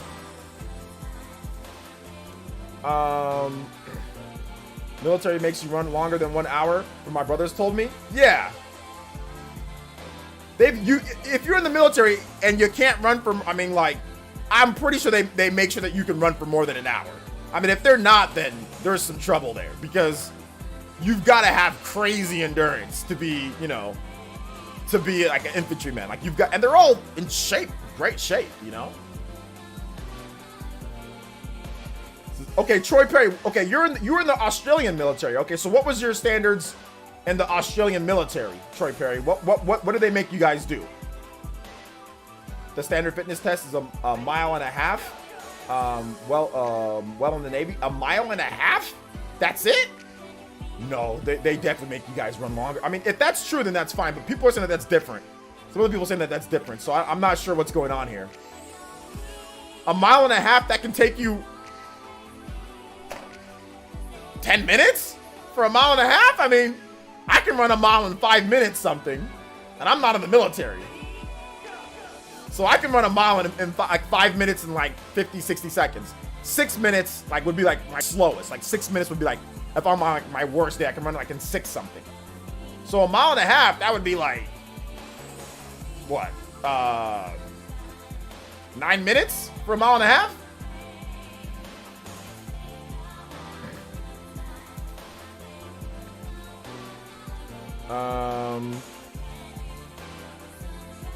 They said running for 3 hours don't affect them much either. Depends on if you're running the hills. I can run on flats for 1 hour, but definitely not a hilly terrain. Well, we're not talking about hilly terrain. We're talking about regular.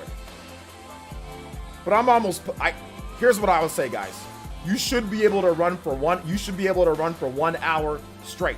I'm pretty sure everybody in the military that passed basic training can run for 1 hour straight. Even if that's not their standard, I'm pretty sure they can all run for 1 hour straight. I'm almost positive everybody in the military can run for 1 hour straight that passes their basic fitness test. I'm pretty sure they can. There's no way somebody in the military after basic training gets gassed after running for an hour. There's like unless they have some type of physical, like asthma or something, but a healthy male or female, you know, that passes, like they can all run for an hour and not be like, tired. You know, I'm almost positive.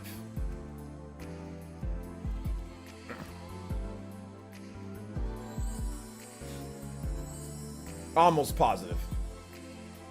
You have to be able to do 2.4 kilometers in 11 minutes mostly, be able to run 5 kilometers without walking, and 10 kilometer pack match with 25 kgs on your back. You have some lofty standards. Do I? Okay, let me ask you guys a question for the chat. Are my standards too high for if you're in shape or not? Are they too? Okay, I'm willing to adjust. If I'm wrong here, I can admit it. Are my standards too high? For real though, real talk. Like, are they too high? Yes, that's normal standards. Frontline is a lot harder. No, kinda. Can't really comment. Don't really know honestly. No, I don't think so. What's a bit more lenient for females also? They're not too high. No, don't know. I think those standards are just you're in great shape. Shouldn't be the minimum for in shape. Okay, okay. 59 minutes is too high. Damn. Okay. Okay. Maybe it's just because I'm in really good shape. Okay.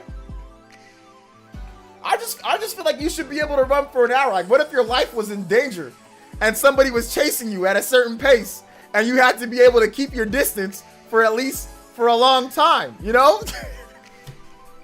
If you can't run for at least, what if somebody was chasing you at a pace of about 10 minutes per mile for an hour? You're gonna get caught and you're gonna die. I don't know. Oh my gosh. Everyone's standards are different. I can run forever when the adrenaline hits.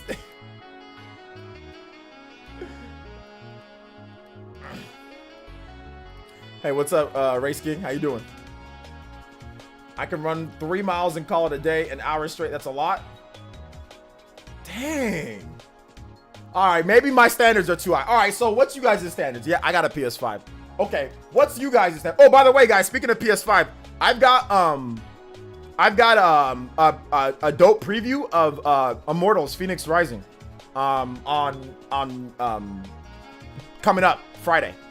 So I can't talk about it, but I've got a dope preview. I got the PS5 version of the game, which I'm told that it's like the Switch version's the same, like just with like lower graphics, but whatever, you know. But I've got a dope preview Friday. It'll be for that, so look out for a video Friday on that. Shout outs to Ubisoft. They gave me a review code. I got on their PR list.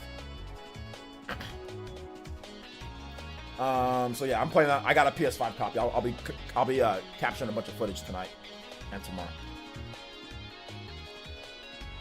I think you meant OJ. Or okay, how many push-ups can you do, and how many amount of time? What's you guys' standards? What do you guys think is the minimum standard that you should be able to run without stopping, at least at a pace of about 10 to 12 minutes per mile? What's the minimum standard for you guys? What do you guys feel to be like that you're in shape? What do you guys think? I want to get you guys' opinion.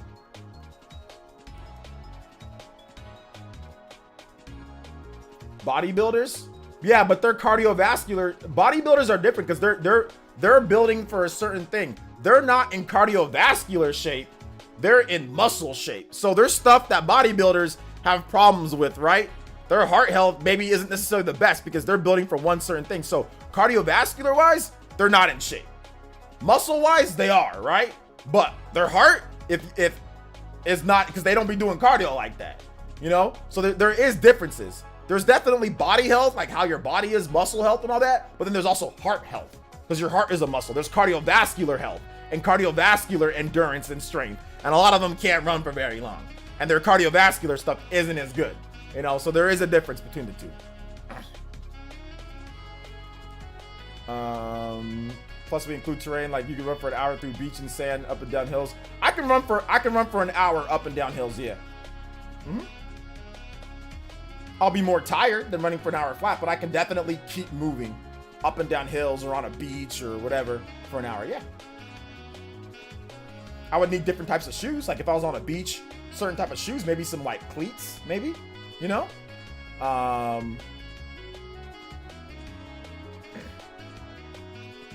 You're not like an average person whatsoever. Your standards are unreasonable, but the spirit of what you're saying is awesome. Is it really unreasonable? I run for an hour and it's like nothing, bruh. I run for an hour and it feels like freaking 10 minutes, dude. Like I ran for an hour before I started this stream. I was like, all right, it's time to go in.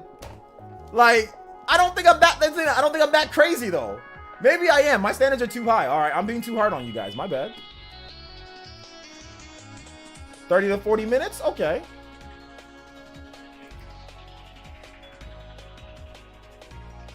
If you can't run a mile, non-stop, lacking.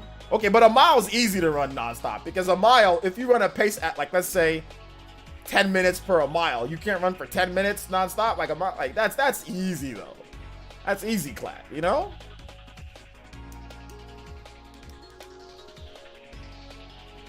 Average person is 15 minutes. Anyone who works out regularly should be able to run for an hour. That's what I'm thinking. Cause like an hour at that slow of a pace isn't tiring. Now, if you're now I can't run. Okay, my best mile, right, is 5 minutes, right? The fastest I've ever ran a mile is 5 minutes. 5 minutes flat. Now, if I really push it, maybe I can get like 4 or something. But the fastest I've ever run a mile is 5 minutes. Maybe like 5:05 or something like that. I can't run at 5:05 for an hour. I can't run at that pace for an hour. I'll get too tired. But I can run at a pace of about maybe 8 minutes or 9 minutes per mile. I can run at that pace, you know, for an hour. That's easy. I can run at that pace for 3 hours. Now that's unrealistic, right, for everybody. Nobody can I don't even recommend running for that long, you know, or even 2 hours. But running for an hour at that slow of a pace, I don't know. I'm certain every human can get to that standard if they really wanted to. Yeah. Yeah. Can't, to be honest. I mean, you can still run outside. Just wear one of those masks with a ventilator.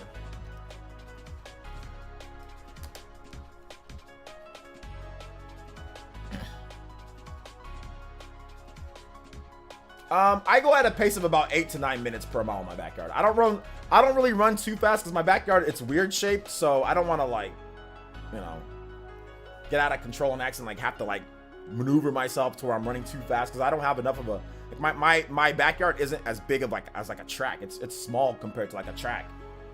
But if you put me on a track, man, I can run out there forever, bro. I can run out there for 5 hours. Drop dead maybe afterwards, but I can still do it. No, you've just been at it longer than most of us. Okay. Well, I'm not talking about what you guys can. I'm talking about your standards for what you feel people should do, not what you can do currently. Your standards of what you feel to be in shape. So that's what I'm talking about. I'm not trying to make myself better than you guys. That's not what I'm doing.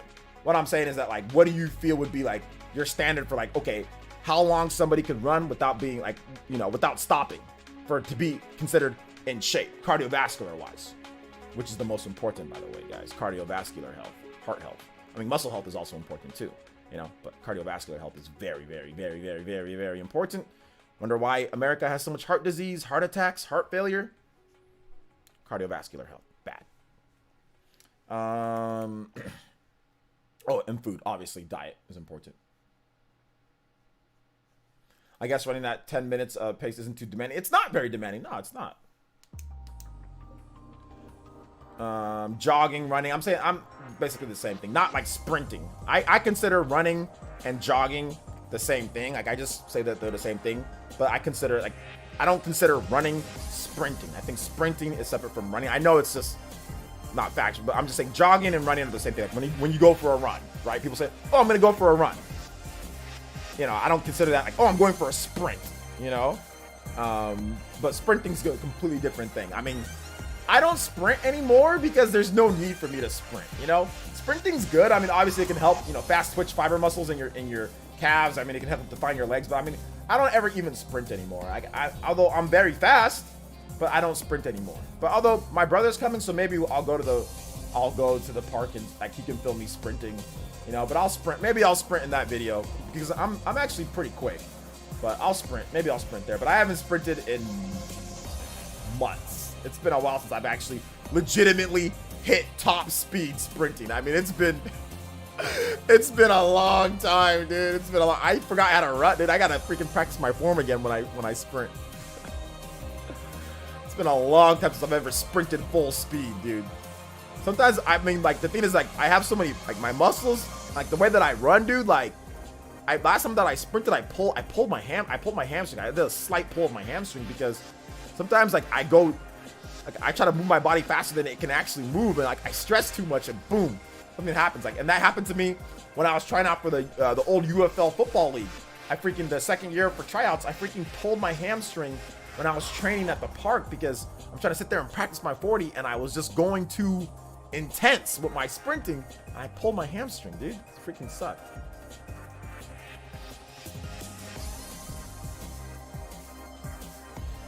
No, I'm not super fast. I'm not like, my bad. I made it seem like as if I'm like super fast, like 4.340 or no.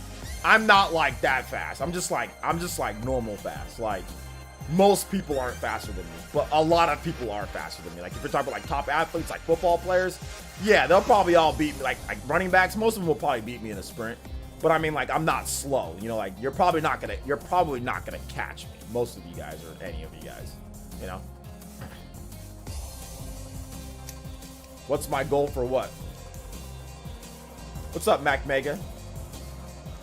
A fun workout is going to a ball field and chucking a frisbee at an angle. I'll come back and chase it down. Just throwing a frisbee and trying to catch it is fun. I've done that before. Like throwing one of those frisbees and just sprint, trying to get it. Fitness goal? I don't know if I have a fitness goal. I already hit it. My goal was, well, it was 175, but my wife said that I'm too skinny. So I was like, okay, well, 180, you know? But then I weighed myself last Sunday and I was at 179. Actually, almost 178. So I've already surpassed my goal of what I wanted to do. I don't want to lose too much more weight because my wife is complaining. But to be honest, I don't know if I will be able to not lose any more weight because I'm not going to stop running and I'm not going to stop eating healthy. The only reason why I was as fat as I was because I was eating chips and eating pizzas and all that. And I don't feel like eating chips and eating pizzas and eating fast food all day. I just feel like eating like my apples and my homemade pizzas, my homemade, you know, French toast. Like, I don't feel like, you know, eating all the crap that I used to eat.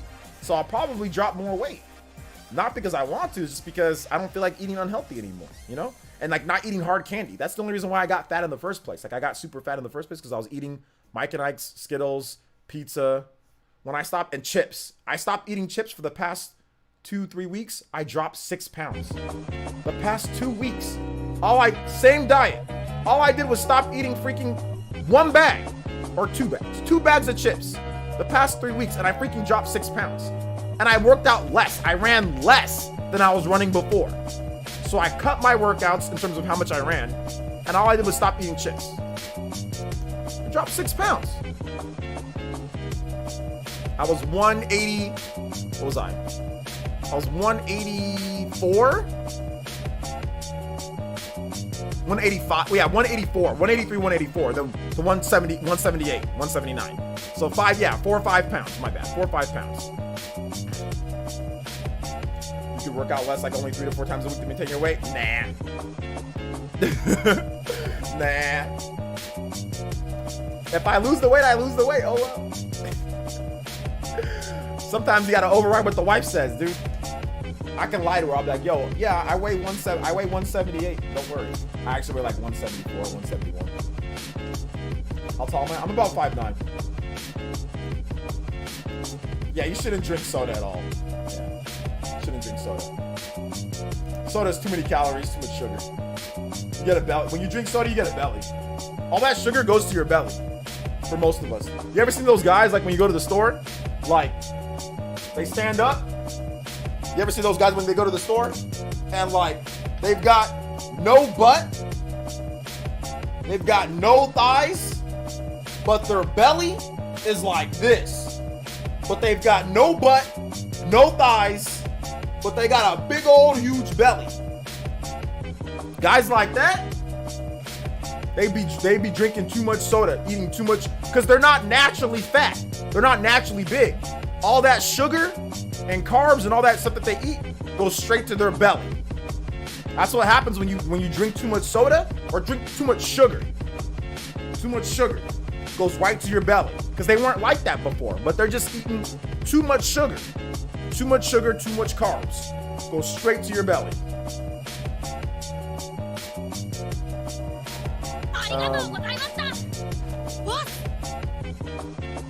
Yo, Max Mega with the $5. And he says, can you play Street Fighter 5 song in the link, please? Yeah, I got you. I got you. Oh, wait, hold on. It's in the link.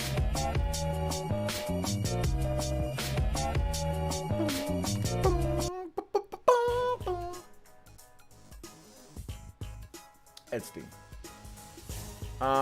Could also be due to anterior pelvic tilt. Probably not. But I'm talking about most of the time what you see. It's because their diet is horrible. You're lean, therefore eating at least 7 grams of protein per pound of body weight is recommended. That's too much. That's too much thought process, bro. Just eat healthy. I'm not counting grams of protein. I ain't Spawn Wave.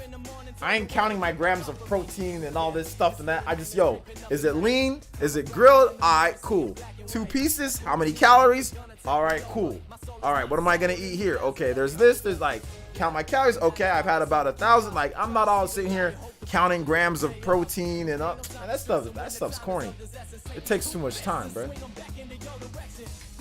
Just eat healthy. Don't eat like a slob. Exercise. Drink a lot of water. You know, and you'll be good.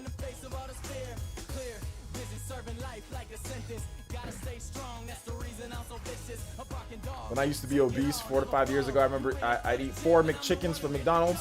I look back on that and get a lot disgusted by it. Yeah, I'm the best shape I've ever been. Yeah, Gunslinger, me too.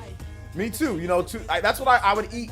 You know, I go take my daughter to McDonald's. We'd sit there. I'd get freaking double cheeseburger, 2 double cheeseburgers, fries. I didn't drink soda, like sugary soda, but 2 double cheeseburgers, fries, and a McChicken. That would be the meal. Or 2 cheeseburgers, fries, and a McChicken. And I'd be eating, yeah, or like a bunch of McChicken. Yeah, I was the same way, bro. I was the same way.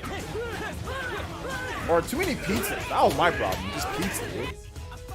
Charlie Ward with the 5 British pencils. OJ, the next Lynn Ford Christie in the making. I don't know who that is. I gotta look up who that is. OJ, please watch Belly's Gonna Get You. Tell me what you think. It's only 40 seconds long. Belly's Gonna Get You. That sounds like a DMX Gonna Get You, but Belly's.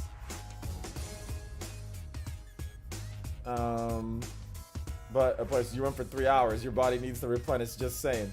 I don't run for 3 hours every single time, bro. I only run for 3 hours sometimes, and on the days that I do run for 3 hours, I get enough nutrition and protein and all that to replenish. Bruh, you gotta realize, I know this stuff. It's just that I don't really feel like getting through all the technical details. Figure drawing. There's no need for technical details. That's too much work. You just gotta make sure that it's about calories and it's about the health. Obviously, if you eat chicken, it's got enough protein in there. You eat enough servings to where it's a good amount of calories, then you get enough of what you need. You know, you take your protein powder, you take your supplements, you'll be good. Like, counting all the point this and point that, it just makes things confusing. You see what I'm saying? You see what I'm saying though? Like, it just makes me, trust me, I used to be a trainer. The most success I ever had when I was a trainer was stop getting people to be Poindexters on their, oh, you're this tall and you gotta eat this amount of protein to get this amount of this. Like, oh, like people ain't trying to do all that. You just gotta say, yo, like, look, bro, you buy this chicken, you see? You buy this chicken, you take 2 pieces of it, you put it on there, you cook it, right? That's enough. Don't worry about how much protein, blah, blah, blah. It's enough. Count those calories. Okay, 2 servings, 3 ounces. All right, 300 calories, 400 calories. Good. You're good. Okay, you hungry? You need a snack? All right, get some quick carbs in you. Get some like whole wheat bread, whatever. How many is it? 2 slices, 120 calories. Cool. You know what I'm saying? Okay, you want some little bit of extra, calories before peanut butter sandwich? That's fine. Only 1 teaspoon. Don't be a weirdo and gob 5 million pounds of peanut butter on your damn sandwich. Take 1 teaspoon, scoop it, put it on the sandwich, and that's it. You know what I'm saying? So that's how I do things. Like, I don't do things by point this and point that. I just look at the calories, look at what you're eating, how much it has, and say, okay, get my servings in towards a decent amount of calories, and I'm good. And that's how I went through. And I didn't do Poindexter, writing down everything. Like, that stuff, it just takes too much time. I get bored. And I went to school for that stuff, and I get bored. I got bored in class, so I'm falling asleep doing all that stuff. I already did all that for years. Testing me, doing all this anatomy and physiology, nutrition classes. What's this? How many? I'm just like, bruh, I don't care. I stopped caring. I get tired of doing all that. It's boring, bro. And whenever I do my clients, I tell them to do all that stuff. They'd be like, I'm like, did you do it? Did you write it down? No. Sorry. I'm like, all right, this is lame. I'm like, I'm done being a trainer. Y'all lame. Y'all don't ever want to work hard. I'm good. All right, let me see here. Let me get this. Belly's gonna get you.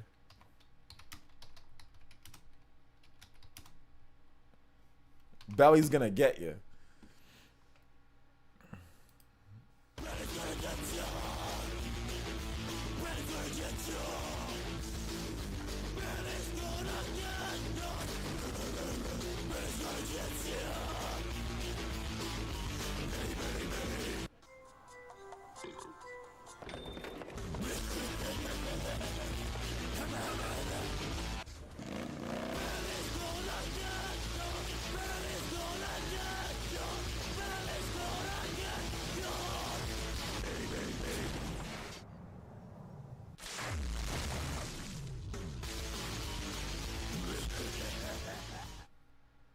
No more requests for me watching videos unless it's through Streamlabs. $10 minimum.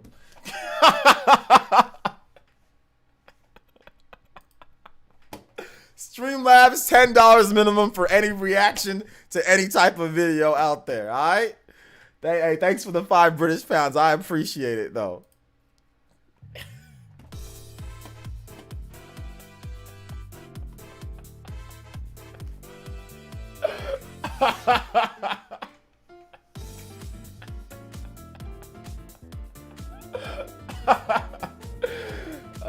Yeah, I don't even know what to say. It's the first time in my life, because I'm a loudmouth. It's the first time that I'm speechless. I don't even know what to say. I don't even know what to say. You take some advice from that for sure? Yeah, for sure. I got you. What was that like? That must have been like, was that like a European commercial? I had to have been something European or like, something I want to work out. Belly's gonna get you. Oh, another thing that I want to tell you guys. We haven't even gotten to the next topic yet. Yo. All right. So there's this new thing called Fortnite Cruise, and give me all your best Black Friday sales that you guys know that you have. Okay. I know a lot of you guys are Black Friday sales shopping. Give me your best ones. All right, baby. Give me your best ones.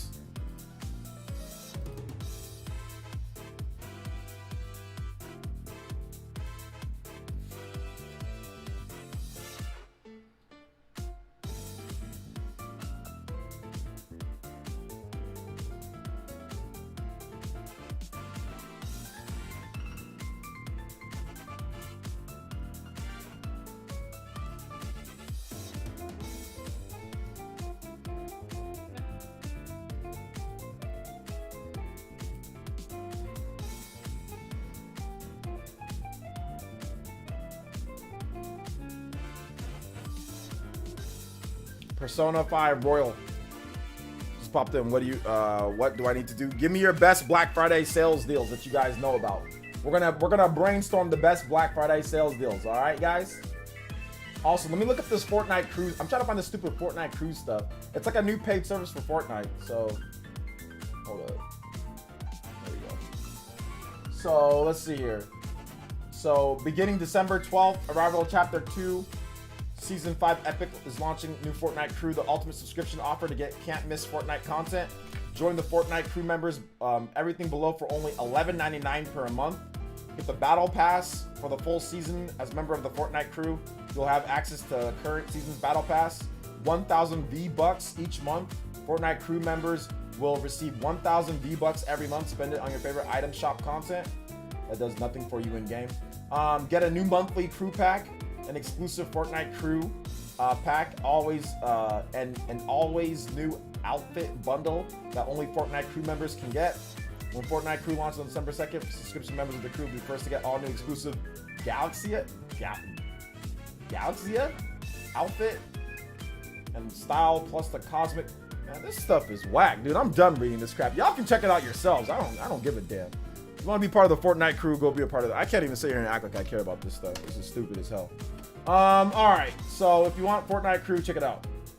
This is dumb as hell, dude. Anyway. Okay. Random Q&A. If you guys have questions, I've got answers for you guys. So you guys can tag me at PlayerEssence, hashtag PlayerEssence, just PlayerEssence by itself. Check this out, guys. So I got a Sakuna of Rice and Ruin special edition. I'm not gonna unbox it right now. I'm gonna unbox it later. I got a big video, unboxing plus gameplay video. My first impressions gameplay video that I'm doing this Sunday. This Sunday. Amazon, people always talk about the Amazon jacking up their box. It's like inevitable. I did get one ding right there on the box. So yeah, the box got dinged a little bit, but whatever. So yeah, it comes with limited time, limited Divine Edition contains the game, 128-page full color art book, 3-disc original soundtrack, oof, exclusive cloth, Omamori charm. Okay. So it supports, it's just a single player game. Supports docked play, split Joy-Con or Joy-Con tabletop play, handheld play, and Switch Pro controller. So pretty good. Pretty good. So yeah. So I'll be doing a big video on that this weekend. Dragon Ball Kakarot for $19, Doom for $16, Bayonetta Vanquish for $19, Catherine for $20. Okay, that's at Best Buy, right? Dragon Ball Kakarot should be cheaper though. It should be. I think it's $15. I got it for $10 with the $5 gift card, so it was $15.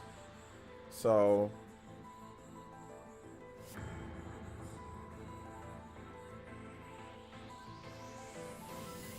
yeah.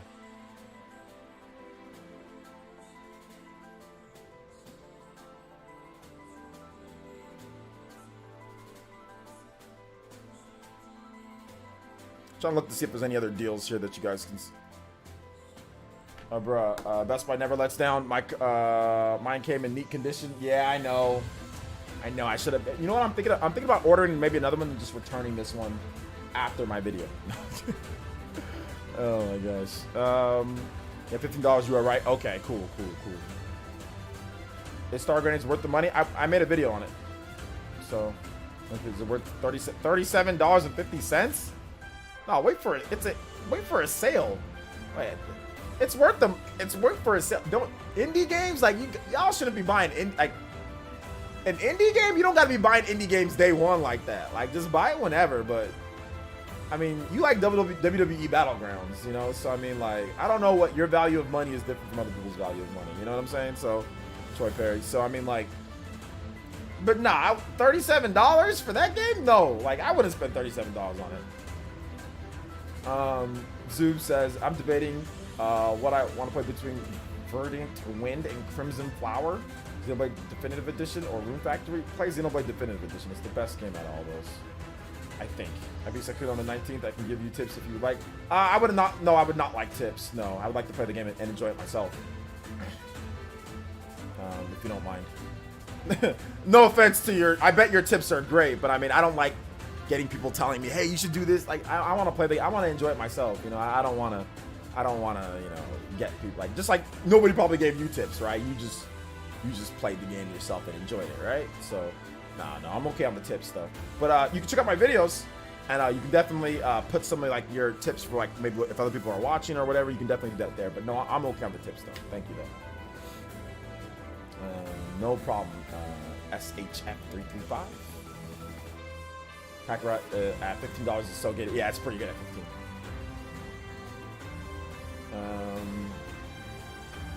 Yeah, but $37 for the game? I mean, that's just a bit too much. Like right now, like because like indie games usually go on sale pretty quickly, you know. So I mean, I would probably wait. And like I don't know if RPGs aren't like your thing, are they, Troy Perry? Like you were like struggling. My man was getting bodied by like some of like the regular enemies in Xenoblade Chronicles Definitive Edition. Like I'm not sure if RPGs are like your thing, you know. Here's a tip: make some rice. The game makes you hungry. All right. I got you. Understood. That's why I asked. Really enjoyed it. Hey, no problem, bro. On Game Pass, time to get those achievements. All right, yeah, it's on Game. Yeah, that's true. It's on Game Pass. There you go. So if you like having lifetime contracts to Microsoft, feel free, get it on Game Pass. I covered all Black Friday prices this year, and after GameStop's new updated price on Nintendo games, they won this year Black Friday deals. They say one more to second close. Okay, well, what are the deals, Monado Max? Turn-based, I like. Not a fan of other genres. Not a fan of other genres. You like turn-based, but not other genres. Okay. Yeah, Doom Eternal is $17 at Best Buy. Yeah, I think it's like, was it $16? 16, 17 bucks at Best Buy. Yeah, that's a pretty good deal too. I'm thinking about picking that one up. I'm thinking about it. You know, I'm thinking about it, but I haven't even beat the original Doom. So. Fire Emblem 3 Houses and other Switch selection, $26.99 at GameStop. Yeah, that's true. $26.99 at GameStop. That's pretty good. Fire Emblem 3 Houses for $26, $27 is freaking phenomenal. If you haven't bought Fire Emblem 3 Houses, it's $30. It's goated. Yeah, absolutely. Yo, Mac Mega with the oos! And he says, can you play the Castlevania song in the link, please? Also, got Burnout Paradise and BioShock Trilogy for Switch for $20 each, Doom Eternal for $17, Resident Evil 3 for $15, and Borderlands for $10. Woo! Borderlands 3 for $10, that's a pretty good price on Borderlands 3. I'm having a lot of fun with that game. Fell off a little bit, but I'll definitely get back to Borderlands 3 for sure. Like, I'll definitely get back to it. It's a good game. It's a good game.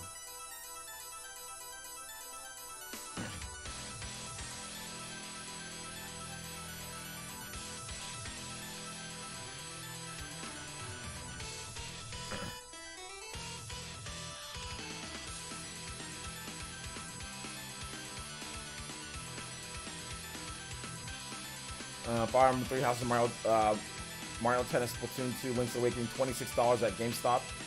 They got a lot of good third-party games for the Switch, pretty cheap compared to other websites. Nice. Yeah, that's a really good deal, Mario Kart Madman. Wait a minute, Mario Kart Madman? Mario Kart Madman, you need to become an elite ninja so you can play Mario Kart with us on Mondays. Are you good at Mario Kart?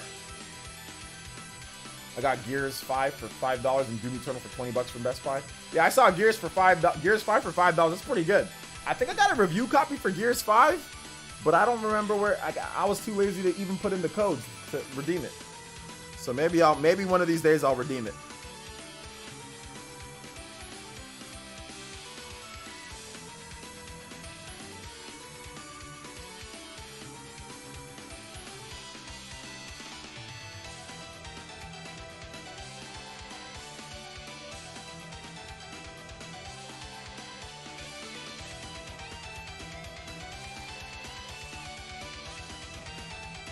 Man, they're really trying to advertise this Avengers game to get people to buy it, but it's not happening, bruh.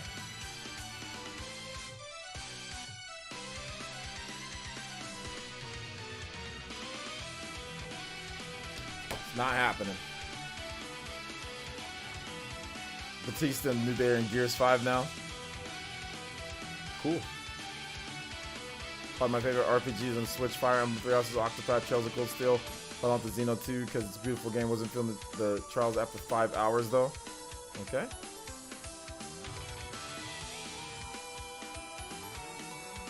Final Fantasy VII Remake is $29.99. I think you can get it cheap. I think it's $24 at somewhere else. Final Fantasy VII Remake, which I shouldn't. I bought it too early. I bought it for like $30 at Target, like the physical copy, and I should have just waited. At GameStop, I got Ghost of Tsushima for $37.99. Star Wars Squadrons for $15. Borderlands 3 for $15. Doom Eternal for $15. And Kingdom Hearts 3 for $7.99. All for PS4. Damn, the backlog on tap.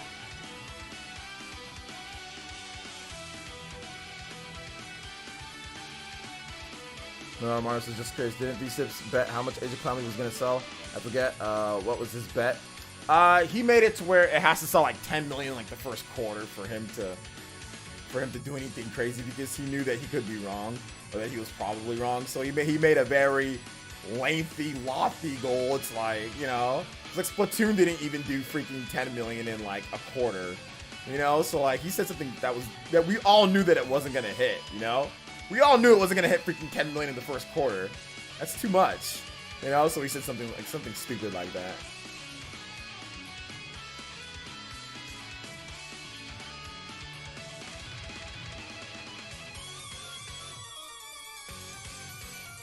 Song's kind of a banger. OJ, am I Elite Ninja? Yeah, I don't have a Nintendo subscription, but I might get it so I can terrorize you on the Mario Kart. Yeah, you know how you're an Elite Ninja, Charlie Ward? Because you have that badge. You have that badge next to your name. You're monthly on here. So anybody who does Patreon or who does this is an Elite Ninja. Anybody that's above the $1 tier on Patreon, or if you're here on YouTube and you're any tier on YouTube, you're an Elite Ninja. Yeah.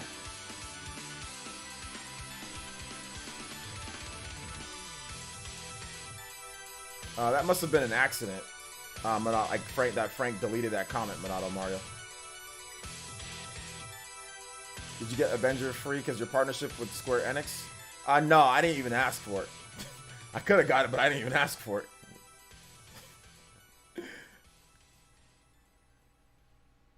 It's $24.99 at Best Buy for, yeah, 20. I don't know why the hell I bought it from Target. I guess I can return it, but it's only $5, I guess, whatever.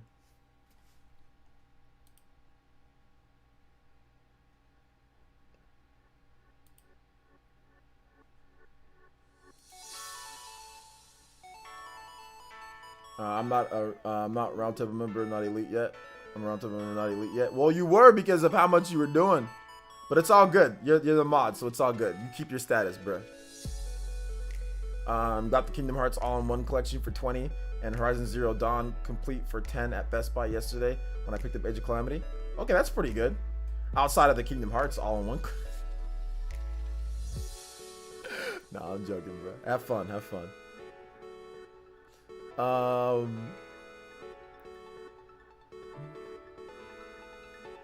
Big hitter. You're an Elite Ninja. You got a badge next to your name. You're an Elite. Troy? What you talking about? Still find it hilarious that Marvel Ultimate Alliance 3 ended up being a better game than Avengers game. I kind of knew it was going to be a better game than the Avengers game. You know? Like I could tell that it was going to be a better game. Because the Marvel Ultimate Alliance isn't a freaking games as a service. You know, corny. You know, copy Destiny model. Like, they just tried, all they did was copy Destiny, but make it with barely any characters. Like, 5 characters or whatever. Just copy Destiny. That's all they did. Marvel Ultimate Alliance, I mean, obviously it doesn't have, like, some of the stuff that the other, like, you know, Avengers has, but it's a better game. You have way more heroes. Like, you just, like, tons, yeah, way more heroes. It's more fun. It's a better game. Multiplayer is better, too. Cycle 5 with the $5 says, hey, OJ, just bought a LG OLED TV you got. Woo! Let's go! Gonna hook it up to my PC. Hopefully it's good. Hopefully it's good. LOL, or else my bank account gonna hurt a lot more. Well, you can always return. Remember, you can always return the TVs if there's something wrong with it, or if you don't think it's as good as you want it. Test it out quickly, and then return it if you feel like it's not that good, or if it's not up to, you know, what you want. So you can return it. But I would say this, like, I don't know if it's really built. Is it built for PC gaming? It's built for like console gaming. It's not built for PC gaming. In my opinion, like if you're a PC gamer, what's the point of having a big old huge OLED? You should have what's it called? Wait a minute. I don't know if I recommended it for console gaming. I didn't recommend it for PC. If you're a PC gamer, you should just roll one of those slick, like $800 or like the newest 4K OLED like LED or OLED monitors with like the 240 hertz refresh rate. You should just roll one of those.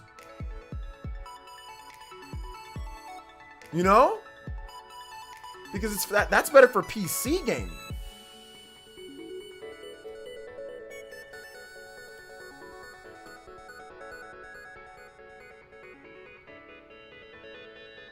Well, it has G-Sync at 120 hertz, but I wanted the big size. Yeah, it does. It's 120 hertz, but if you're trying to roll with PC, here's the reason why I don't recommend it for PC gaming. So, you're a hardcore PC guy. You're probably going to get like a 3080, right?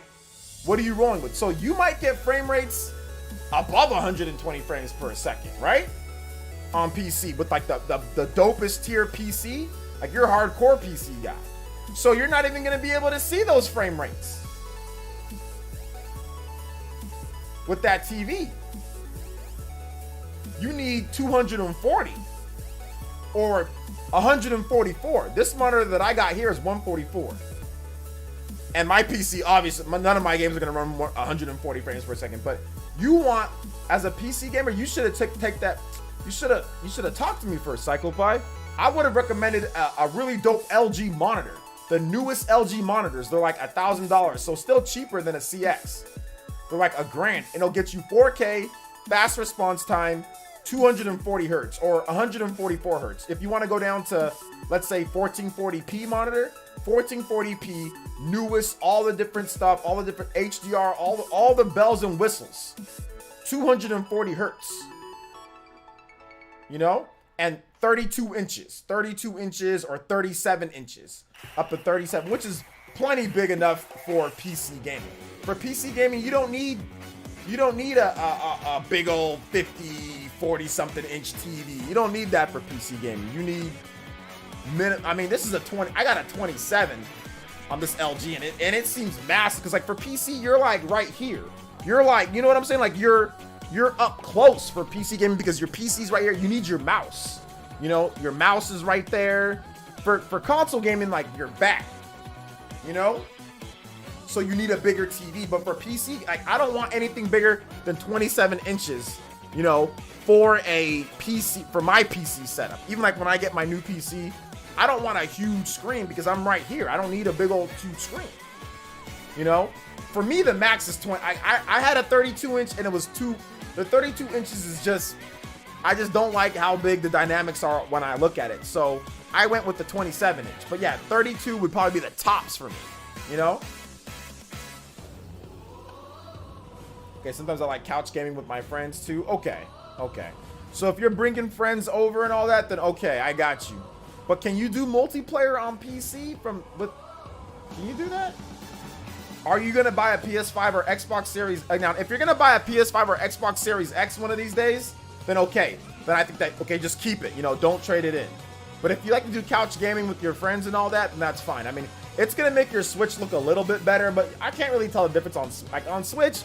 It's better, and I think it maybe smooths out, like, maybe it's a little bit smoother with Hyrule Warriors Age of Calamity, because some people are talking about, like, the frame rate dips are just so bad, it's horrible.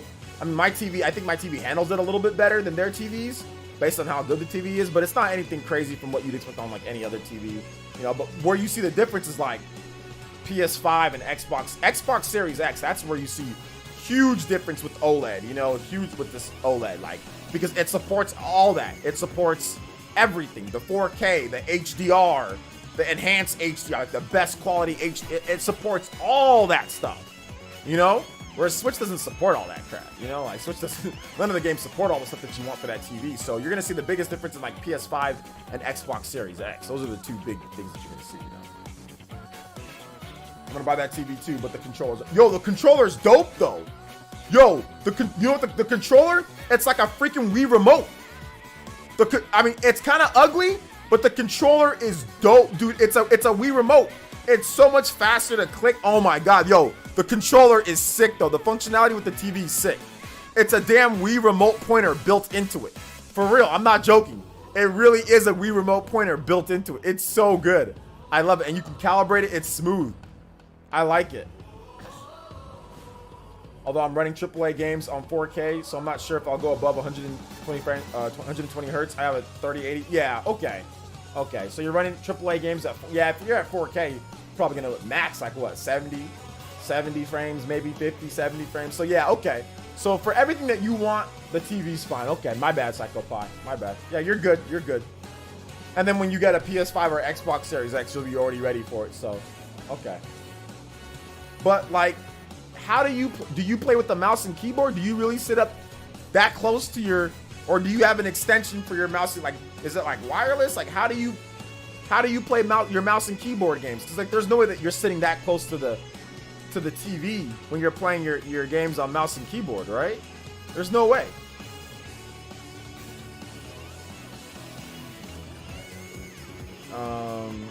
Also, my old TV barely works, so I had to upgrade anyways. It goes up to 7. Dang, so you went from a 720p TV to an OLED 4K? Damn, dude. That's a freaking Naruto. That's Naruto the original to the freaking Boruto time skip. You just skipped Shippuden. Skip Naruto Shippuden. You went from original Naruto to Boruto in time frame, bro. Dang. Goodness gracious, bro. And I'm not exaggerating. This man had a super time skip. Oh my gosh, 720p. That was legitimately, 2005, 2003, 2005, something like that. Was legit. Like my first HD TV was a 720p Dell. 720p Dell, baby. Gears of War. Gears of War, the original Gears of War on the Xbox 360 with the 16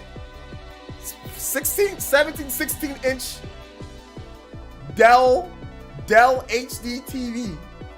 Tiny little Dell HD TV, $700. Gears of War in 2006. I was like, I bought my first HD TV. I'm advanced gaming, next gen, baby.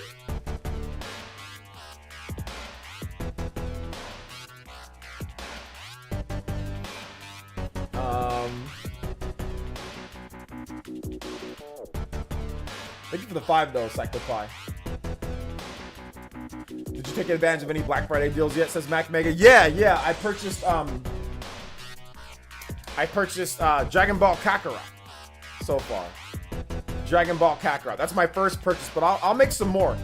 When my bro comes here, we're gonna look at a couple different things, and maybe he might pick up some stuff because I gave him my old PlayStation 4. So I might pick up some stuff for him. I'm gonna get him like Persona 5 Royal or something like that. I'll just buy it for him when he's here. So, or I'll just ship it to his house or whatever. So yeah. I'm gonna get some games for other people. I'm good, like I'm not a big fan, to be honest, man. Like, I'm blessed, I'm happy. I usually get what I want, whatever I need, Like with the holidays, like I'm all about like getting other people's stuff sometimes. You know what I'm saying? Like, I don't know. I just don't buy a ton of stuff for myself. Even like Black Friday game sales and stuff. Like, I get a lot of review codes and things. So I don't know. I'm thinking about maybe doing some giveaways, like getting some games on sale and like doing some giveaways, like in the holiday season. Like, hey, Christmas holiday, we got Persona 5. I'm thinking about buying like 4 or 5 copies of the game, like just giving it away. That's what I'm thinking about doing. So I'll probably do something like that. But in terms of for myself, I mean, Dragon Ball Kakarot, I bought that just because I want to check it out, but like not really much, dude. I'll buy some other stuff, Have you played Star Wars Jedi Fallen Order on the PS5? Do you think it's worth $20? Oh yeah, it's definitely worth $20. I played it on the PS. I didn't do a video on it, but I played it on the Xbox One. It's definitely worth $20. Yeah, that game's worth $20. Especially if you're a Star Wars fan, it's absolutely worth $20. I want a next gen patch though. I want to wait for a next gen patch so I can play it in 60. Does it already play in? No, there is no next gen patch. I'm waiting for the next gen patch.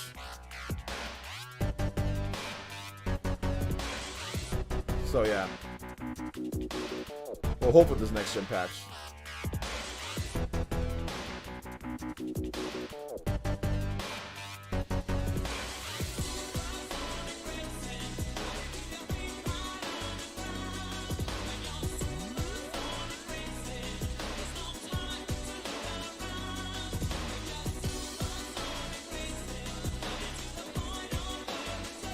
Supersonic Racing.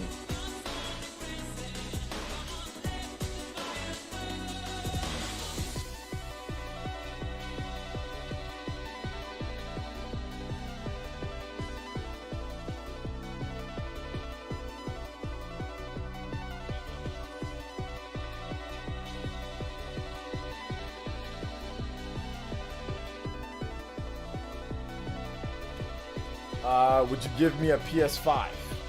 If I could get a PS5, sure. If I can get a PS5. They're just sold out everywhere. Is The Last of Us Part 2 worth it? I saw it for $30 right now. Yeah, gameplay wise, yeah. I've told my girlfriend, don't get me anything for Christmas, just spend on the kids. I bought myself enough stuff already, yeah. Pretty much. I gotta see what I'm gonna get my daughter for Christmas. Try to get her some stuff. Last year I wasn't I bought a bunch of Christmas presents for my daughter last year, but I couldn't give it to her. Just because of situations. But this year I can give her all the Christmas presents that I'll buy her. So I'll see what she wants. I'm gonna see her this weekend. So I'll see what she wants. I'll buy her stuff. I think she wants like the Roblox bucks. So I think I'm gonna just get her like a bunch of Roblox cards. My wife is calling. Give me a second, guys.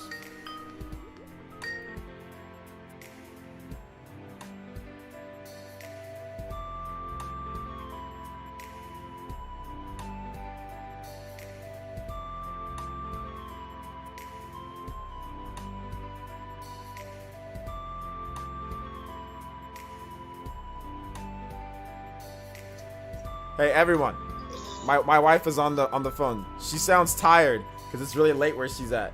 Want to say hi to everyone, babe? Hi everyone. Good evening. Good morning or good afternoon. It's good afternoon where most of us are at. Although some people are in your time zone too, so it might be good evening for some. Okay. Babe, you want Wish to? you a blessed week in Jesus' name. Amen. You want to tell them about your nails that you're doing? Oh my God, they really need to see some of the pictures. It's amazing. Okay. Yeah, my wife is an expert nail crafter. She's going to school. What is it, babe? December, right? She's going. Yeah, she's going to school December to get even like better. She's already like God's here at doing nails and makeup and all that, but then she's going to school to even get better at it. So here's the deal, guys. You know, when we finally can travel again, all of you guys had to have girlfriends or wives. You guys got to have my wife do their nails for them, okay?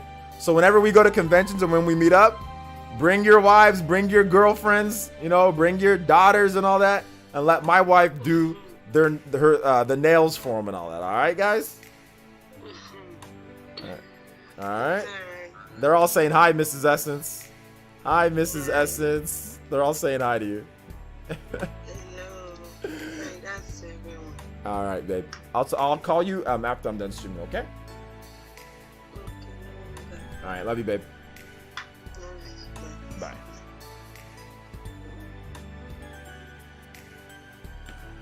She got in a good mood when I started talking about her nails. She seemed like she was gonna say something to me like, "You need to give me something," or "You need to do something for me." And then I talked about nails, and she was like, she seems super tired though. It's really late where she's at. Let's see here. Oof, I don't have a wife or girlfriend. I'll bring a friend instead. Yeah, friend, wife, girlfriend, whatever. But then again, you never know. Like, look, she's probably gonna be here next year, right? So you never know. You might have a girlfriend next year. You guys, everyone that's saying that, oh, I don't have a girlfriend, you could have a girlfriend next year. So that's the whole thing. Like, it's a whole new year next year. We're probably gonna get a vaccine. You know, you're probably gonna get a vaccine for COVID, right? So you take your vaccine for COVID, then all of a sudden you can date more now, right? You'll be able to go out a little bit more. Maybe some of the restrictions get lifted. So, yeah. So there you go. So you never know what's gonna happen next year, guys. You never know how your life is gonna be. Trust me. In 2018, I was a freaking Tinder bandit, and then 2019, I got married. So you don't know. I never had an official girlfriend in 2018. In 2019, I got married. So you never know what's gonna happen in 1 year's time. You never know. Can we get a reaction to a new post on Twitter? It's about the stream yesterday. How long is it, Christian, if you don't mind me asking? I didn't see what post you're talking about. Can you link it, Christian? Part of the oh, okay, that vortex post. It's just clip from yesterday, right? Obi and armchair. I wonder. 41 seconds. All right, we'll check it out. It's just that react. It's my stream from yesterday, right? Okay, sure, we can check it out, I guess. All right, this one, right? This looks weird, but we'll do it. This You know one? what that's called? Does anybody know what that's called? Oh, that's called the vortex. Yeah, that's you. The vortex. All of you guys. Like fifth place is I know what? I officially declare OJ as part of Vortex, by the way. Too. Yeah, Let me OJ. tell you why. Let me tell you why. Look at the way he talks. He's been. Look at the way. Listen to the way he talks. This is pure. He made us. This is pure vortex. And he's Vortex. He is Vortex. I didn't make you guys do Look at anything. him. I didn't make you guys do anything. No, He no, did he screw did. me in Candy. He's multiple times. OJ, This dude's you made using a that different combination that has pick the those nerve to make a combinations. trash combination. Exactly. I didn't make you Exactly. guys. I said this He is what I still said. beat you. This is what I said. Obi and armchair. I wonder Okay. what that's called. Does anybody know what that's called? So I mean, it's hard because you guys don't have all the context of what's going on, so it's hard for me to react to it and also to hear everybody's voices. But here's the problem. Here's the problem with what was going on yesterday. Here's the problem, Christian. Let me break it down. This is what we learned yesterday. One, if you want to become an elite ninja, if you want to get into our Mario Kart streams, it's a lot of fun. Get to come on stream and talk to me. It's obviously worth that. So I don't know why you guys aren't becoming elite ninja. All the people that are here, become elite ninja. Get into our Mario Kart streams. This is the type of stuff that we talk about on our streams. Okay, we have a lot of fun. So become an elite ninja. Okay, become an elite ninja. No smash today, Jake, and I've got a lot of editing work to do this week. So become an elite ninja. Next, what I wanted to say is this. This shows that Party Man and TH3 are somewhat carried by their cards that they use and their combination. Because the whole race, I'm getting waxed. No, listen, it's not damage control. Listen, we have some actual logical people here in the chat.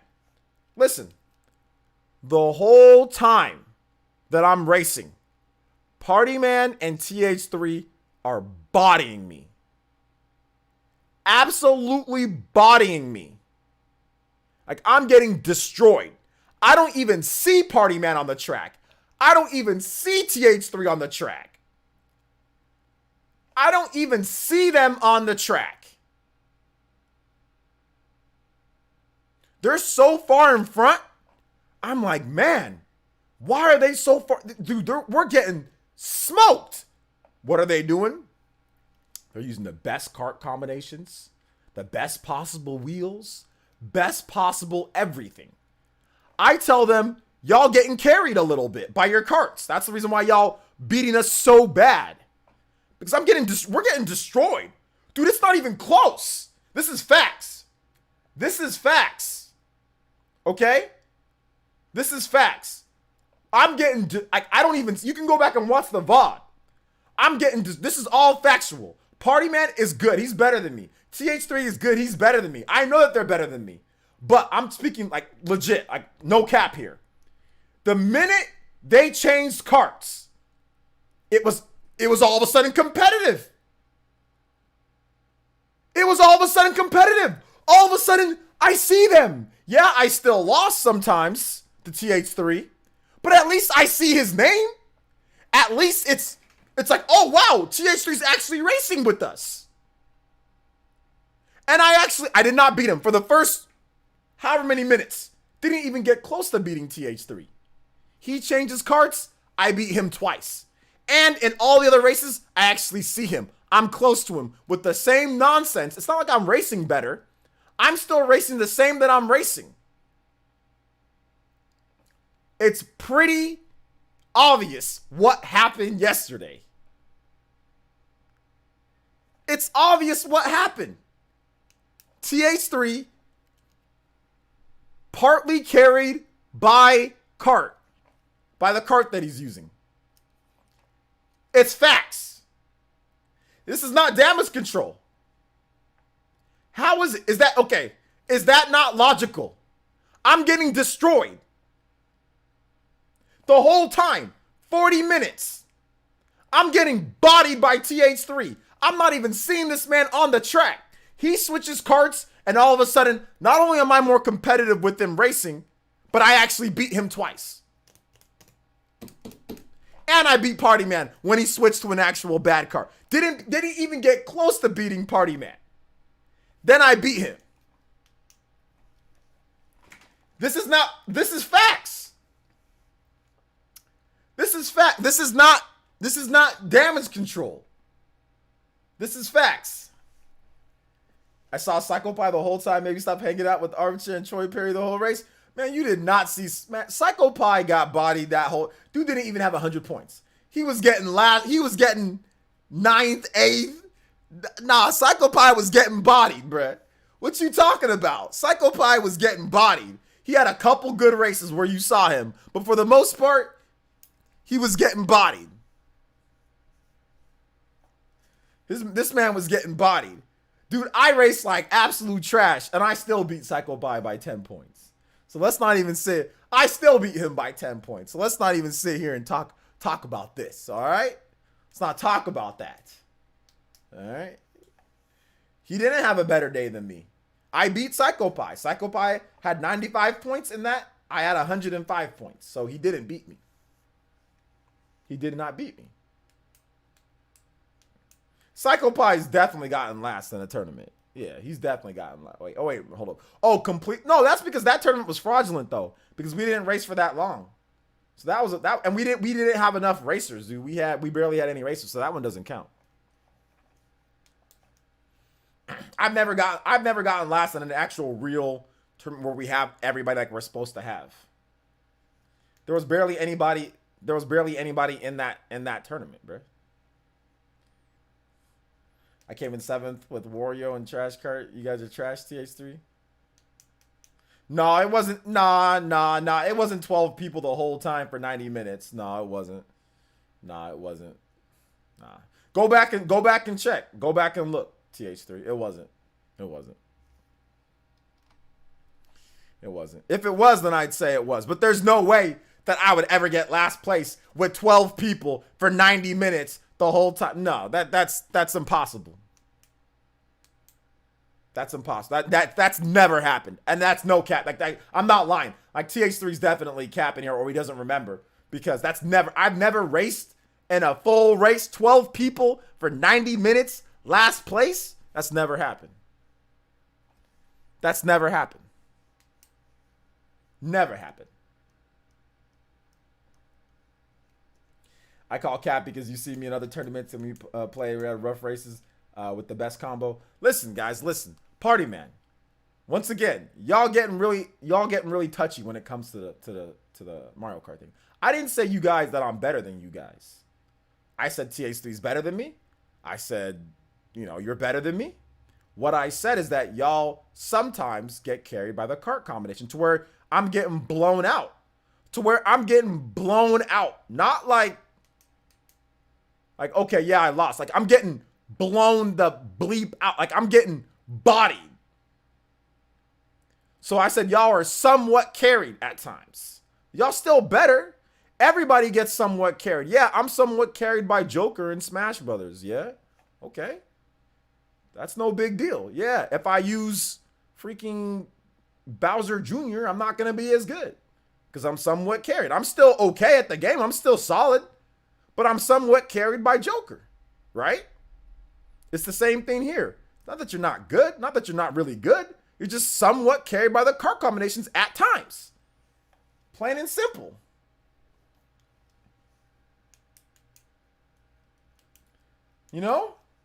That's all it really comes down to. That's it. That's it.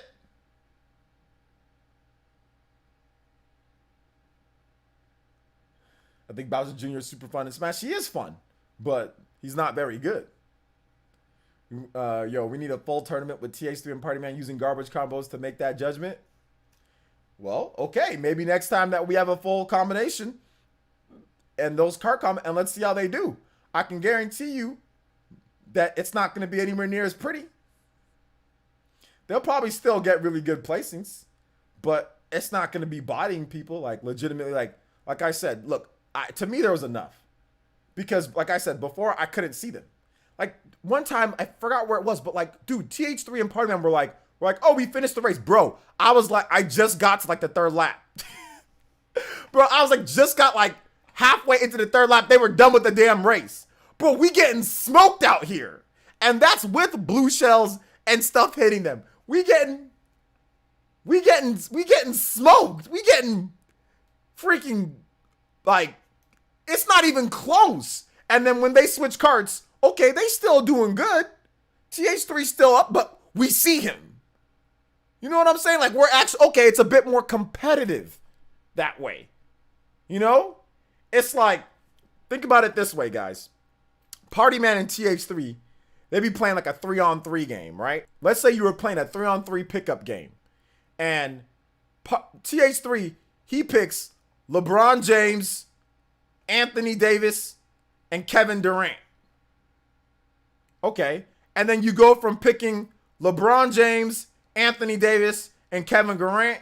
And then you go, when I make him switch card combinations, you go from LeBron James, Gordon Hayward, and Markieff Morris. You ain't going to win as many games. And you're still good. It's still a good team. You still got a squad. You're still good. Gordon Hayward's not bad. LeBron James isn't bad. Markieff Morris isn't bad. But that, it sure as hell ain't LeBron James, Anthony Davis, and Kevin Durant. And that's how I feel about TH3's card combination. He picks all the best in the world, and you can't beat him. It's a championship almost. It's so tough. Him and Party, man, they out here LeBron Jaming it. NBA Dream Team. Michael Jordan, Larry Bird, and Magic Johnson. And then when I make them pick different card combinations, all of a sudden there's Stephon Marbury, JaVale McGee, and I don't know, and Kemba Walker or something. You're still good, still in the NBA, still solid, still better than 99% of people that play basketball, but you sure as hell ain't winning every single championship with that squad. Kemba a GOAT? Kemba is nowhere near as good as LeBron James, Kevin Durant, or Anthony Davis. Stop playing. Kemba Walker, my height. This man say Kemba Walker and go. You tripping if you think you said if Kemba Walker is even in the stratosphere. You can't even hold LeBron. You can't even hold LeBron James. You can't hold LeBron James jockstrap. I'm sorry. That's not even close. Stop capping. Stop capping. Kemba's a good player, but he's too short to be anywhere near as good as those guys. You've got to have height in the NBA to be considered. I mean, like, you got to have. He's too short. He's only 6 foot.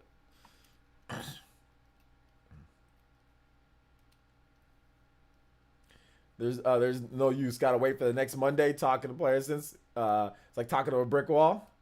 Kimba is tiny. Yeah, I mean, he's not like, 6 foot's still tall. I think he's like 5'11", more like it. 5'10", 5'11". I mean, it's not short, but NBA it's short. You know, I'm 5'9", so if you're anywhere near my height, it's tough.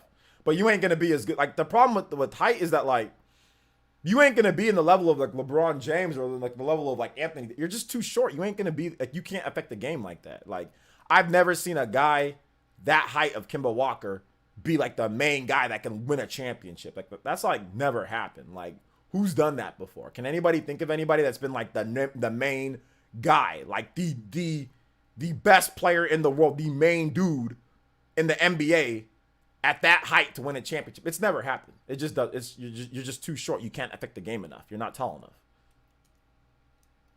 How many championships does Allen Iverson win? I'm an Allen Iverson fan. How many championships did he win, homie? T-Mac, are you weird? T-Mac is 6'8", 6'9". Troy Perry. Curry? How many finals MVPs does Curry have?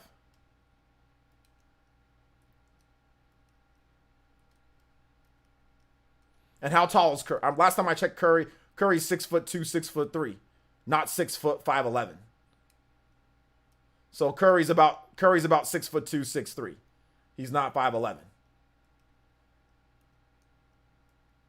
So I said at that height, I said 6 foot 5'11". I didn't say 6'2", 6'3". I said 6 foot 5'11". And like I said, Curry has 0 Finals MVPs, by the way. 0. Not that he's not. No, don't get me wrong. He has league MVPs. Steve Nash got league MVPs. You know, there's guys that are shorter that can get league MVP, but Finals MVP or that dude with the Finals MVP and the racks and the trophies, very hard to do. What did they need? They needed Kevin Durant. They needed Kevin Durant. Kevin Durant comes in. Kevin Durant wins 2 titles and wins 2 Finals MVPs. Oh, because Kevin Durant is 7 foot tall and can shoot like a freaking guard. You need somebody extremely tall or somebody taller that can shoot. You can't do it with somebody tiny and be that guy. You're not tall enough.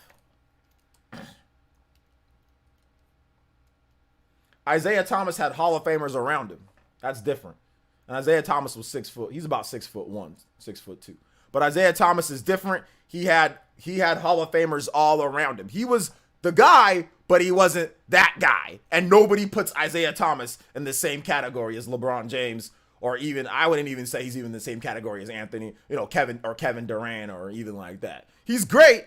He's a Hall of Famer, but he had Hall of Famers all around him. And once again, he had other guys that were there. Joe Dumars was that guy too. Joe Dumars was hitting big shot after big shot after big shot.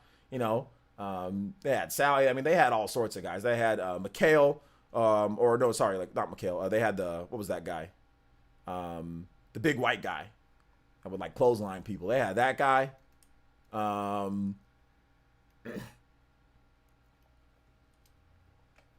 Dumars did that without KD though. Did he? How many championships did he win without KD, and what happened in that championship game? And why didn't he win Finals MVP? So answer me all those questions. What happened in that series that they won that one title that he won? What happened? Who they play against and what happened, and who won Finals MVP in that series? Lambeer, there we go, Lambeer. Bill Lambeer. I don't disagree with our cards being pretty good, but you have a great combo as well. Mike, it's not that great. Not to mention you've seen in the past races as well.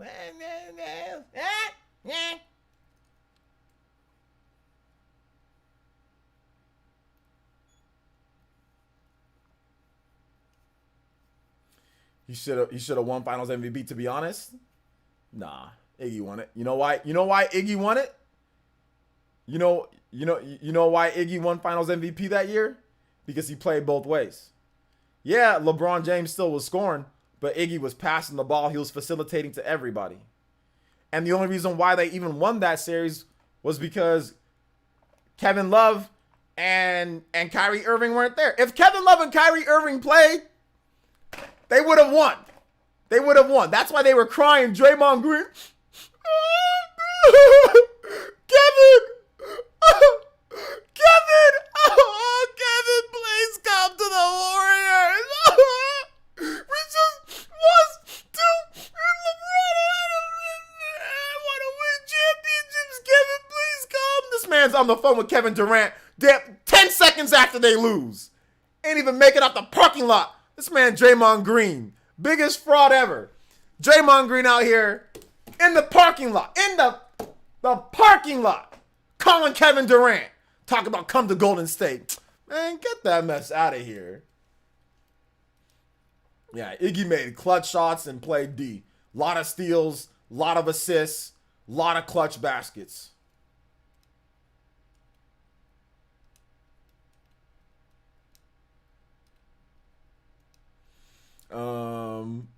My Isabel combo in Mario Kart is pretty good. You gotta play. You gotta play with this. Yeah, but did they affect the game right? Maybe not in the term of championship, but definitely affect the game. No, I just said that dude, like that main dude, like, because we were talking about Kimba. Kimba's just too short. They can affect stuff, yeah, but you need to pair Kimba with like another really good player that's like tall and can shoot. Even Curry needs You need a Klay Thompson, you know, or a Klay. Yeah, you need Klay. You need so he can play defense and so he can shoot. You need a guard. What you need for a championship is that you need a guard that can shoot, or you need somebody that can shoot like a guard. You know what I'm saying? Like you need a tall person that can shoot like a guard. You need that. You need somebody that can play defense and shoot like you need a Jordan. You need a Pippen. You need a you know what I'm saying? Like you need a Durant. You need a Kyrie 6'4", by the way, guys. He's a point guard. He's 6'4". You need somebody. You need that. You can't win as a 5'11", 6-foot guy being the main guy. You can't. You need to pair that person with other amazing players. Like you need that. Like Jordan did it, right? He needed Pippen, right, for the defense and all that. But Jordan was the main guy. Like I've never seen it to where some short guy is the main guy and then he wins. You need the other guys around. You need the other tall guys that can shoot and can do the other things. Like you need. I've never seen it. Like the closest thing is like Isaiah Thomas or Curry. You know, like that's like the closest thing that we've got is Isaiah Thomas and Curry. And even then, that's like asterisk by it because freaking Isaiah Thomas out here playing football, you know, and Curry, he's 6'2", 6'3". So I mean, it's not like he's tiny, you know. He's just not super tall for that, but he's not tiny. He can still, if you've noticed, Curry can still drive to the lane and finish without getting swatted all day. You know what I'm saying? So, I mean, 6'2", 6'3" isn't like, I mean, Westbrook is 6'3". He's fine. You know what I'm saying? Like 6'3" isn't, it's not like, oh my God, I'm so short. You know, like it's fine. Like if you're 6'3" and you got skills, you're fine in the NBA. I mean, you just got to maneuver your body so you don't be getting swatted all the time. But I'm talking about guys that are 5'11", you know, like like Kimbo's barely 6 foot, dude. I don't think he's even 6 foot. I think he's like 5'11". I ain't never seen a 5'11" guy do that, like, and be the main guy. Like Allen Iverson was the main guy and got smoked. Like, and I'm an Allen Iverson fan, but Allen Iverson was the main guy in the finals and got absolutely smoked by the Lakers. He won one game and then proceeded to get literally trampled by Kobe and the Lakers, by Kobe and Shaq. Literally trampled. They got steamrolled. Okay? And I watched every game because I was a big Iverson fan after Jordan retired. They got literally steamrolled. Steamrolled. Height. Lakers were too big. Too big. Kobe 6'7". How you gonna stop him? He can shoot. 6'7". Shaq 7 foot tall. You can't stop him. Hell, even Derek Fisher was taller than Iverson. Derek Fisher 6'2". You know, Rick Fox 6'7". You know, Robert Ory, 6'10". You know, heck, Mark Madsen, the Mad Dog, 6'9". They were too big, dunking on him all day, grabbing rebounds. You couldn't stop him. Billups is 6'3". And the Pistons, once again, the Pistons are different. Pistons, once again, they had Billups is 6'3", and once again, they had Rip Hamilton, who's 6'7". They had Ben Wallace, was Defensive Player of the Year. Like I said 6 foot. Billups is like 6'3", dude. We're talking guys as short as Allen Iverson's like barely 6 foot, barely. He's like 5'11". I met him once. He's like 5'11". Because he was like that much taller than me. He's not much taller than he's like that much taller. He's not that tall, you know?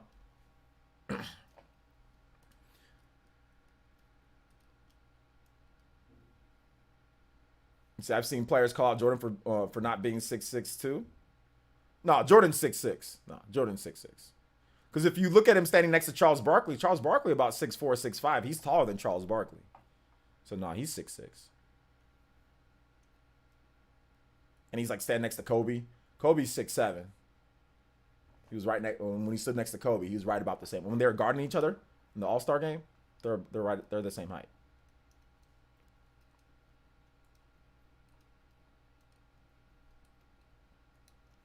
About new Isaiah Thomas, he's 5'9". Yeah, but what's he doing? How many championships? Like he didn't win a championship. All you guys doing is mentioning guys that are okay, that are good, but aren't winning titles. I'm talking about the guy that's winning the titles. You said Billups. Billups is good, but Billups is 6'3". 6'2", 6'3". Y'all mentioning Curry, 6'2", 6'3". Kyle Lowry was not the main man. Kawhi Leonard was the main man and was the Finals MVP.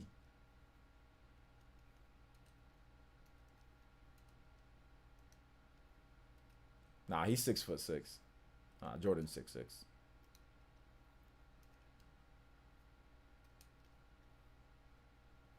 I mean, Kyle Lowry's good, but he ain't.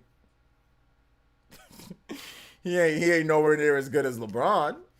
Does anybody actually think Kyle Lowry is anywhere near LeBron? Or like, let's just talk about the tall guys. Let's just talk about the tall superstars. All right. So who thinks Kyle Lowry is as good as LeBron James, Anthony Davis, Kevin Durant? Does anybody think that he's as good as those guys? Hell, even Curry. Nah. He's good, but he ain't. Knock a peg down. Okay. Is Kyle Lowry as good as Kyrie Irving? At peak. Who's better? They both got one title. Let's just do that. Who's better, Kyrie Irving or Kyle Lowry?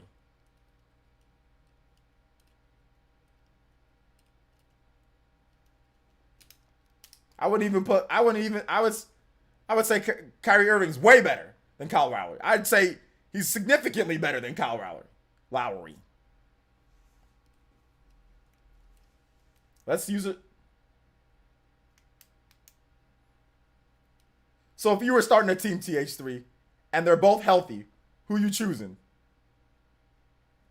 You picking Lowry or you picking Kyrie?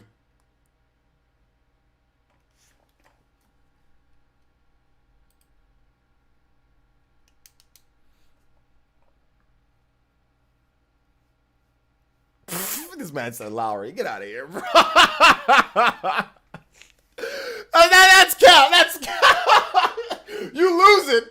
You pick. This man said Lowry. This man said you. That's. Oh my god. All right, that's fine. You pick Lowry. Oh my gosh, that's cap, bro. That's cap.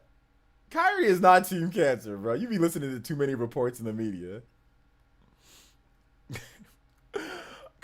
He's all right. You listen to too many reports in the media. Nah, he's not. All the people that play with Kyrie said that he's fine. He's a good teammate. Nobody really says that. You listen to too many reports in the media, like one unnamed source says that Kyrie Irving says this or that. I mean, like, look at Gordon Hayward. Gordon Hayward left the Celtics too. So is Gordon Hayward cancer too? Because he didn't want to be with the Celtics either?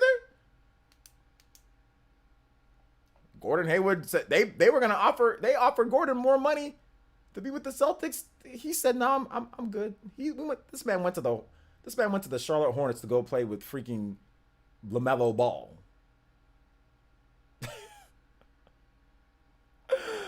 Oh my God, to play with a rookie. Come on, man. The Celtics organization is cancer sometimes. How about that? How about let's put some responsibility. Let's stop blaming one person and let's start blaming the organization. Let's start blaming everybody. There's blame to go around, especially when everyone's making all this money. Yeah, you're gonna have egos. Everybody got an ego at that level. Sit here, blame Kyrie, blame this person, blame that person. Nah, it's everybody's fault. That's the problem with people. They think that it's just this guy's fault. Let's blame him. We're gonna blame one guy. No, it's not one guy's fault. It's everybody's fault. Everybody could have handled things better because they're all selfish. They're all egotistical. They're all that way. Everybody from the top to the bottom in these professional organizations, all of them are all egotistical. You know what I'm saying? Nobody's perfect. Okay, Kyrie Irving also said the world is flat. So I mean, like, you gotta cut him a break. This dude be saying crazy things at times. He just says stuff. He's not a bad person though.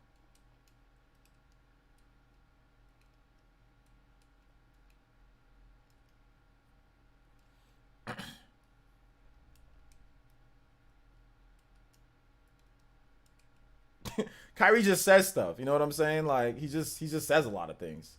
He's not a bad guy though. OJ, what's your expectations for your Bulls this year? Duke.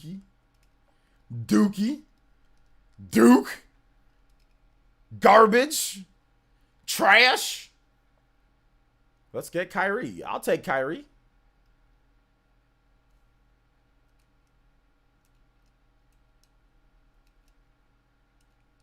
I ain't building a team with Kyle Lowry. I'm sorry. I ain't building a team. If I said just pure skill, not based on attitude or media reports, just you need to build a team. What's the best team? Outside, not all this other stuff. Who would you take? Who's the better player? Kyrie. Kyrie's the better player. Kyrie plays defense. He can play defense. When he feels like playing defense, he'll play. And his defense isn't horrible. His defense isn't like the worst defense ever. He's not like that bad. He's all right. He can guard people. He can guard he can guard one or the two.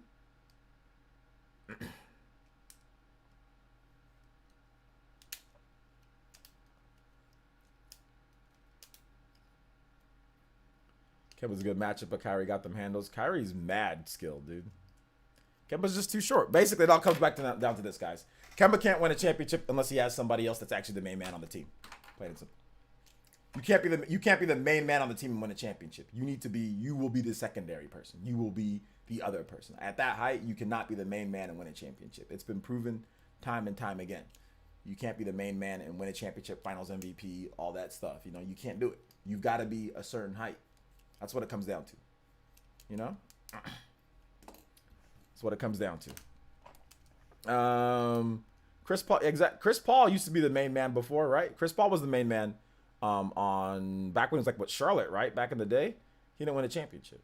But it's different though. He's a point guard that distributes the ball, you know, back then. Like he's almost like a Johnny Stockton, right? Johnny Stockton, he didn't win a championship either, but he wasn't the main man on that team. Who was the main man? Karl Malone.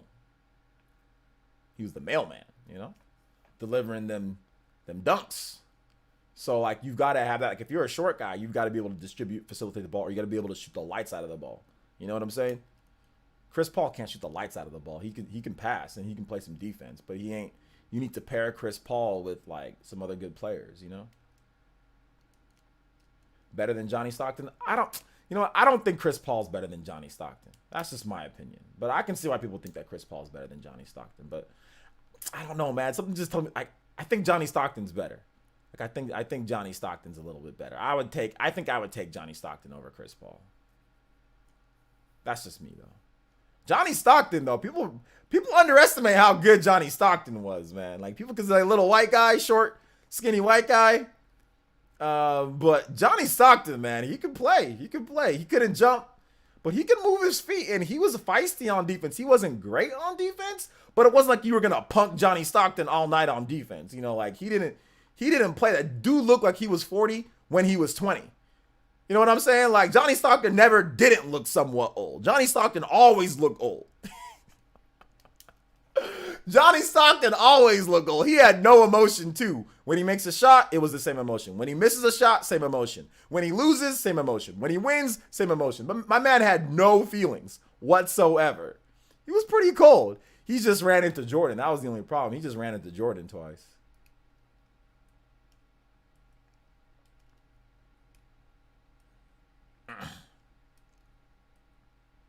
But I can see why people, especially new school fans, probably think that like Chris Paul's better than Johnny Stockton. Like I can see that.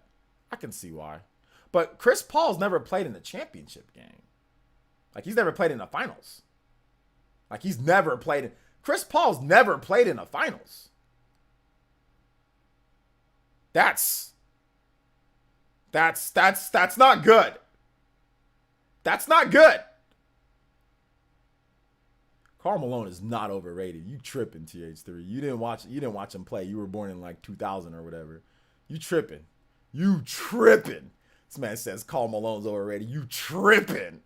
I'm a Bulls fan, okay? I'm a hardcore Bulls fan.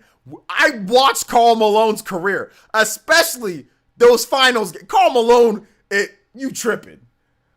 This man said Karl Malone's overrated. You tripping. God, stop it. TH3, stop. Karl Malone overrated. You crazy. You crazy. How is he overrated, bro? Dude, that's like the third, fourth most points all time in NBA history. Stop.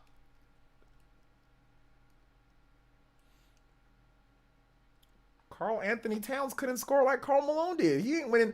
Carl Anthony Towns ain't winning MVPs. What do you? Bro, you don't know what you didn't watch Karl Malone play. I ain't gonna take it. Zoomer, if you're a Zoomer, you can't talk about Jordan era and down. That's the new rule. If you're a Zoomer, you can't talk about Jordan era and down.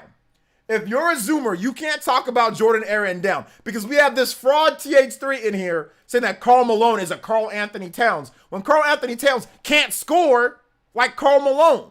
Can't win. Carl Anthony Towns is not going to win an MVP like Karl Malone did. He does not have the jump shot that Karl Malone had. He did not have the pick and roll game that Karl Malone has. That is crazy.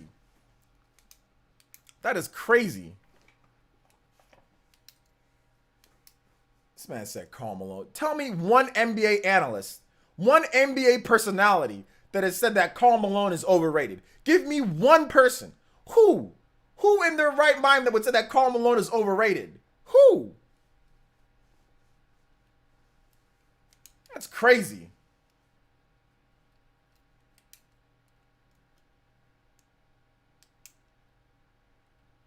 I feel like I'm modding THC, but I'm not going to do it. But like I said, I'm a big Bulls fan. I watched Karl Malone terrorize the Chicago. Dude, I was scared to death. You guys see the championships in the Jordan documentary and the Jordan doing this and the crossover, but y'all didn't watch the games. Karl Malone terrorized the Bulls. We actually should have lost. Karl Malone absolutely bodied and terrorized the Bulls. Like, terrorized them. I'm not kidding. Like, I'm not joking here. Karl Malone was scary. As a Bulls fan, the guy that I hated the most and wanted to not play was Karl Malone. That guy was absolutely terrifying as a Bulls fan. Like, you just, like, and this is somebody that I grew up watching Karl Malone. I seen him play in the 80s when he was just a dunker. Karl Malone came into the league, I can just dunk. I can play some defense. By the time that Karl Malone was done, dude was legitimately way better when he was older than when he was younger with less athleticism because he could shoot the mid-range 19-foot jump shot and it was unstoppable. He can post you up. He can pick and roll. This is what he had. He had pick and roll. He had free throws. He had jump shots, 19, 20-foot jump shots, and he can pass. And he can dribble. He could dribble, pass, shoot, free throw, pick and roll, dunk, and play defense. What are you talking about? How is this man overrated? He won back-to-back MVPs over Michael Jordan.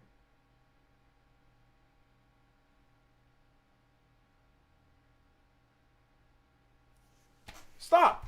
I watched Karl Malone play D, shoot free throws, shoot jumpers, do everything for the Jazz at an older age. Not in his youth, but when he was old, in his 30s. In his late 30s or whatever. You gotta be kidding me.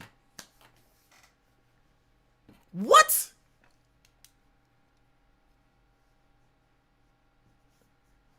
What? You're kidding me. TH3, stop it. Go back. TH3, homework. For those who are younger, go watch Karl Malone's games. Go watch, like, why did Karl Malone win the MVP? Go watch a highlight reel of Karl Malone. Look at his age. Look at the pick and roll. Look at the jump. Look at the touch from the outside perimeter. Not the 3-point, but the 19-footer. Look at him set people up and then drive by them, layup, dunk, pick and roll with Johnny Stockton, defense, D'ing people up. Go back and look at Karl Malone and then sit there and tell me and then come back and tell me if he's overrated.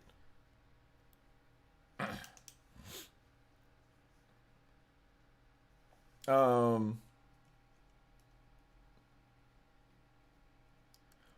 Anthony. Carmelo Anthony, I don't got a problem with you saying that he's overrated. Because Carmelo Anthony never won an MVP. Carmelo Anthony never even been to a finals, right? Carmelo Anthony's never even been to a finals. So I don't got a problem with you saying that.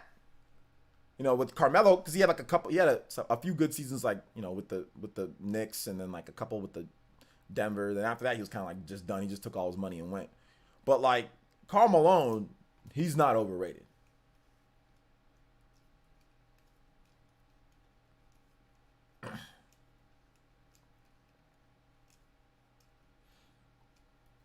Honestly, one of the best footage was when Rodman was talking trash to Malone and they got served. Oh, I love it. Yeah, that was great. The back and forth between Rodman and Malone, it was awesome.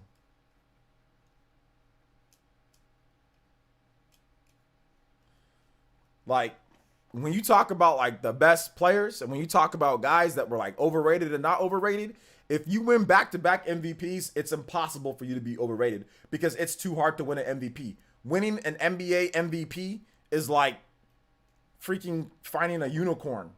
It's too hard to do. Basketball's too hard of a sport. It's too difficult. There's too many games, you know? So winning an MVP in basketball is just too hard. It's not easy. It's really, really hard to do. It's actually so hard to do, Kobe only won one.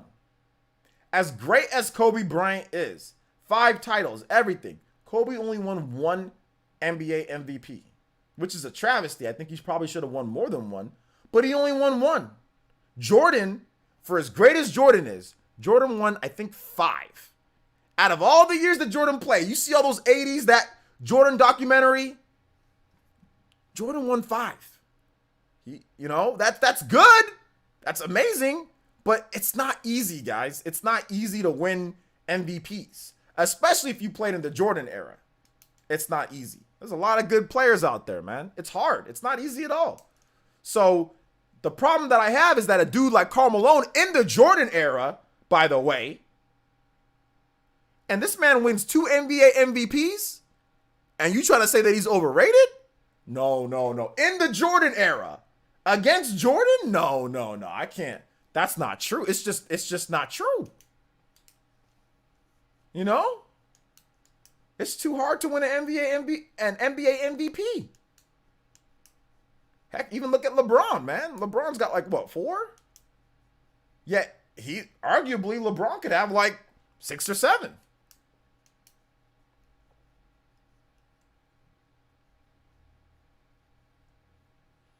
No, but Jordan won the NBA. Jordan won the, what's it called? Jordan won the NBA MVP. He won some in the 90s. Nah.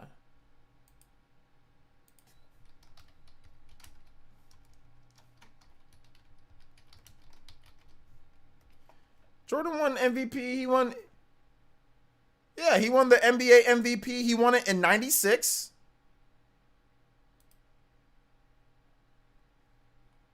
He won it. Jordan won it in. He won it in 98. Oh, my bad. Karl Malone didn't win back-to-back MVPs. Karl Malone won staggered. It was 96. Or sorry, it was 97 and 99 for Karl Malone. Michael Jordan won it in 98. Michael Jordan won it in 96. So for 4 years, it was Karl Malone and Michael Jordan staggered. That was interesting. So in 96, Jordan won it. Then in 97, Karl Malone won it. And then in 98, Jordan won it. And then in 99, Karl Malone won it. Okay, you're exaggerating? Okay, yeah, because he won 2 in the 90s. And then Michael Jordan won it. He won it in 91, and he won it in 92. So he won it all throughout his championship years.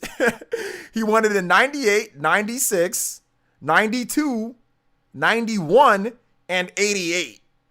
So Jordan won it. He only won one of his NBA MVPs is when he didn't win a title. There was only one. That was in 88. Yo, but Larry Bird won it freaking 3 years. Larry Bird won it in 84, 85, and 86. Crazy. 3 in a row. Nuts.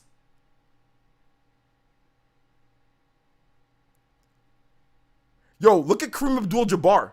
Dude, Abdul-Jabbar won it in 71, 72, 74, 76, 77, and 1980. Yo, almost a decade of winning NBA MVPs. Crazy. Crazy. A&J says, what's up, OJ? Anyone, I think you meant disrespecting Malone has no business talking about basketball. I'll admit that the only time I got concerned was Game 6 in 98 when Pippen was out the first half, but when he came back in the second half, I was like, all right, we good. Yeah. That's what I'm saying. Any basketball fan that watched Karl Malone play, especially Bulls fan, you'll never hear a Bulls fan say that Karl Malone was overrated because Karl Malone got up in that booty. Karl Malone was like this. Karl Malone definitely bullied the Bulls a little bit. He definitely bullied the Bulls a little bit. It was like, damn, Karl Malone again? Damn, Karl Malone. God dang, Karl Malone. That's all you heard was Karl Malone just bodying us. Him and Jeff Hornacek. You remember Jeff Hornacek? Bruh, Jeff Hornacek. This dude always open in the damn corner. He's always open in the freaking corner. He's always open in the damn corner, shooting threes. We could not stop. This man Hornacek was 100 for 100 against the Bulls. It seemed like every three he shot, he made. Every damn Jeff Hornacek, dude. That dude just sitting in the corner, waiting for somebody to wide open. Waiting for somebody to pass him the ball, dude.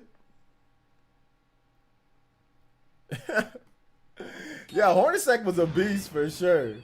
Yo, Killer, thank you for the is it Keeker or whatever? I don't know. Gaming, yo, what's good? K Gaming, thank you for the subscription, bro. Yeah, taking the Bulls to game 7, yeah, that's great. So this is why I like basketball is so fun to discuss because basketball, you need to be so athletic and you need to be so good to play basketball. It's a fun it's a fun sport to discuss because football is different. Football, yeah, you got to be good, blah, blah, blah. But you can take a raw athlete and make them into a football player because football's it's mental, but you can teach them that stuff, right? But it's about aggression. It's about hitting people. It's like you can have raw talent. Basketball, you got to be skilled. You just can't be a blundering idiot out there. I mean, you could be, but then you might not get any playing time, especially in today's NBA. But you can't be a blundering idiot with no post moves, with no skill, no footwork, and be considered one of the best. All the best players of all time, even if they're tall and big, they didn't have bad footwork. They didn't have no moves like Hakeem and Shaq and Jabbar and Russell and all these guys. You know what I'm saying? Like Julius Erving. You have to be extremely skilled to play basketball. That's why I love talking about it because it's like one of the hardest games to play. Like you can't be a scrub and play and be an all-time great in basketball. It's impossible. You know what I'm saying? Like it's impossible. You gotta even like shooting a basketball and making it into that's just super hard to just even be able to shoot like that and be consistent. Anywhere near consistent is too hard. You know? So yeah, man. Yeah, Jeff was clutch. They should have gave the ball. They should have gave the ball to him more. I think if Hornacek got more shots, they probably would have won. They probably might have beat the Bulls if they actually passed him the ball more. But Malone needed the ball. Obviously, Johnny Stockton had the ball. They had other guys too that can play. You know, but I mean, like if Hornacek was actually got more shots, I don't know, man, because that dude rarely ever missed. Yeah, I prefer playing basketball than football. More fun. Football, it's like harder because you need more people to play. Like legit football, you need more people to play. You need football's super fun, but like basketball is just easier to play. You can just like find a court, play 1-on-1, 2-on-2. It's like easy. Like football, you actually need like, okay, let me get a quarterback. Let me get some people, some receivers. Somebody got to rush the ball. You got to play like, Mississippi, like 1 Mississippi, 2 Mississippi. Like it's like you got to set things up. Basketball's just like, all right, we can just play. You only need 2 people on the ball, or you can just be by yourself and just shoot. Football, you can't even do that. You can't. I mean, you could throw the ball to yourself, or you can run. Like that's boring as hell. That's like just doing drills. Basketball, you can just shoot whenever you want, right? You can practice your layups. You can do all sorts of stuff, So yeah. NBA champion this year. I'm honestly, man, I think like the Lakers. The Lakers could go back to back, dude. Cause Clay's out for the year, so Golden State was looking pretty good. They drafted that big man, but Clay's out for the year, so it's looking and like Lakers got the Montrezl Harris guy from the Clippers. They signed that Schroeder guy from the Oklahoma City Thunder, like a 6th man of the year type of guy. They re-signed Markieff. They've got obviously Anthony Davis, LeBron. They lost Rondo, but they got the Schroeder guy to kind of fill in the spot with them. So yeah, I'm thinking Lakers. yeah, they signed Gasol. Yep, they replaced JaVale McGee with Gasol. So they're gonna have some. They got a real center there that can move a bit. So yeah, man, I'm thinking Lakers are looking pretty good to repeat. Yeah, look, Lakers looking pretty good to repeat, man. I don't know. So we'll see. But anyway, guys, I am freaking starving because all I had today, excuse my nutrition, all I had today was a freaking Snickers bar. Okay, I bought a Snickers bar, and that's all I had time for lunch today was a Snickers bar. So we're gonna go ahead and call it here, okay, guys? Thank you guys so much for hanging out with me and talking about sports. I know this is not a sports podcast or whatever, but whatever. We were just talking about whatever, man. But thank you guys so much. If you haven't seen my latest video, it definitely has not as many views as I thought it was gonna get. Talking about the Talking about Neo, The World Ends With You. I thought we were gonna have. Actually, no, it's actually doing pretty okay. Over 3K, fifth best. Okay, never mind. But guys, go watch it. Some of you guys definitely missed that video. So you guys go check out my video if you haven't already seen it for today. Please make sure you go watch it. Even if you've already seen it, well, you can go watch it again. You know, there's always that. There's always that option. You can go watch it one more time.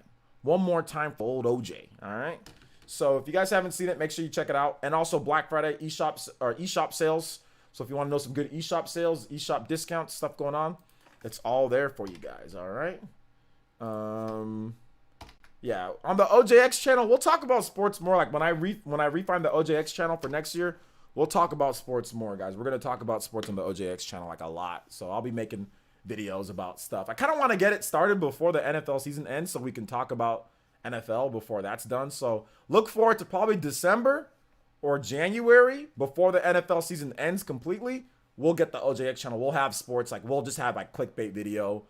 Blah blah blah 49ers getting body or some clickbait video. Y'all come there, talk about sports on there. So but maybe we'll have like a sports podcast every now and then, like me and Baron or something like that, talk about that. So I definitely want to have it rolling before the NBA season starts. Like once NBA season starts, I want to have that OJX channel definitely talking about sports, lifestyle, you know, all sorts of stuff. You know what I'm saying? Like, you know, get a new pair of Nikes or whatever, talk about it. Just everything else outside of video games, you know, everything else outside of video games. Fitness, all sorts of stuff, you know. So yeah, so it'll be fun. I think it'll be fun too, because then like even if you're not even into sports, that's fine. Like you can still like just talk about stuff. And you just come back, what is he talking about? You know. So yeah, man. All right. So thank you guys so much for watching. I do appreciate it, and we will see you guys. Okay, we'll see you guys for the next one. Thank you guys for watching. Check out my video if you haven't seen it. I'll see you guys tomorrow for more streaming. All right, guys. All right.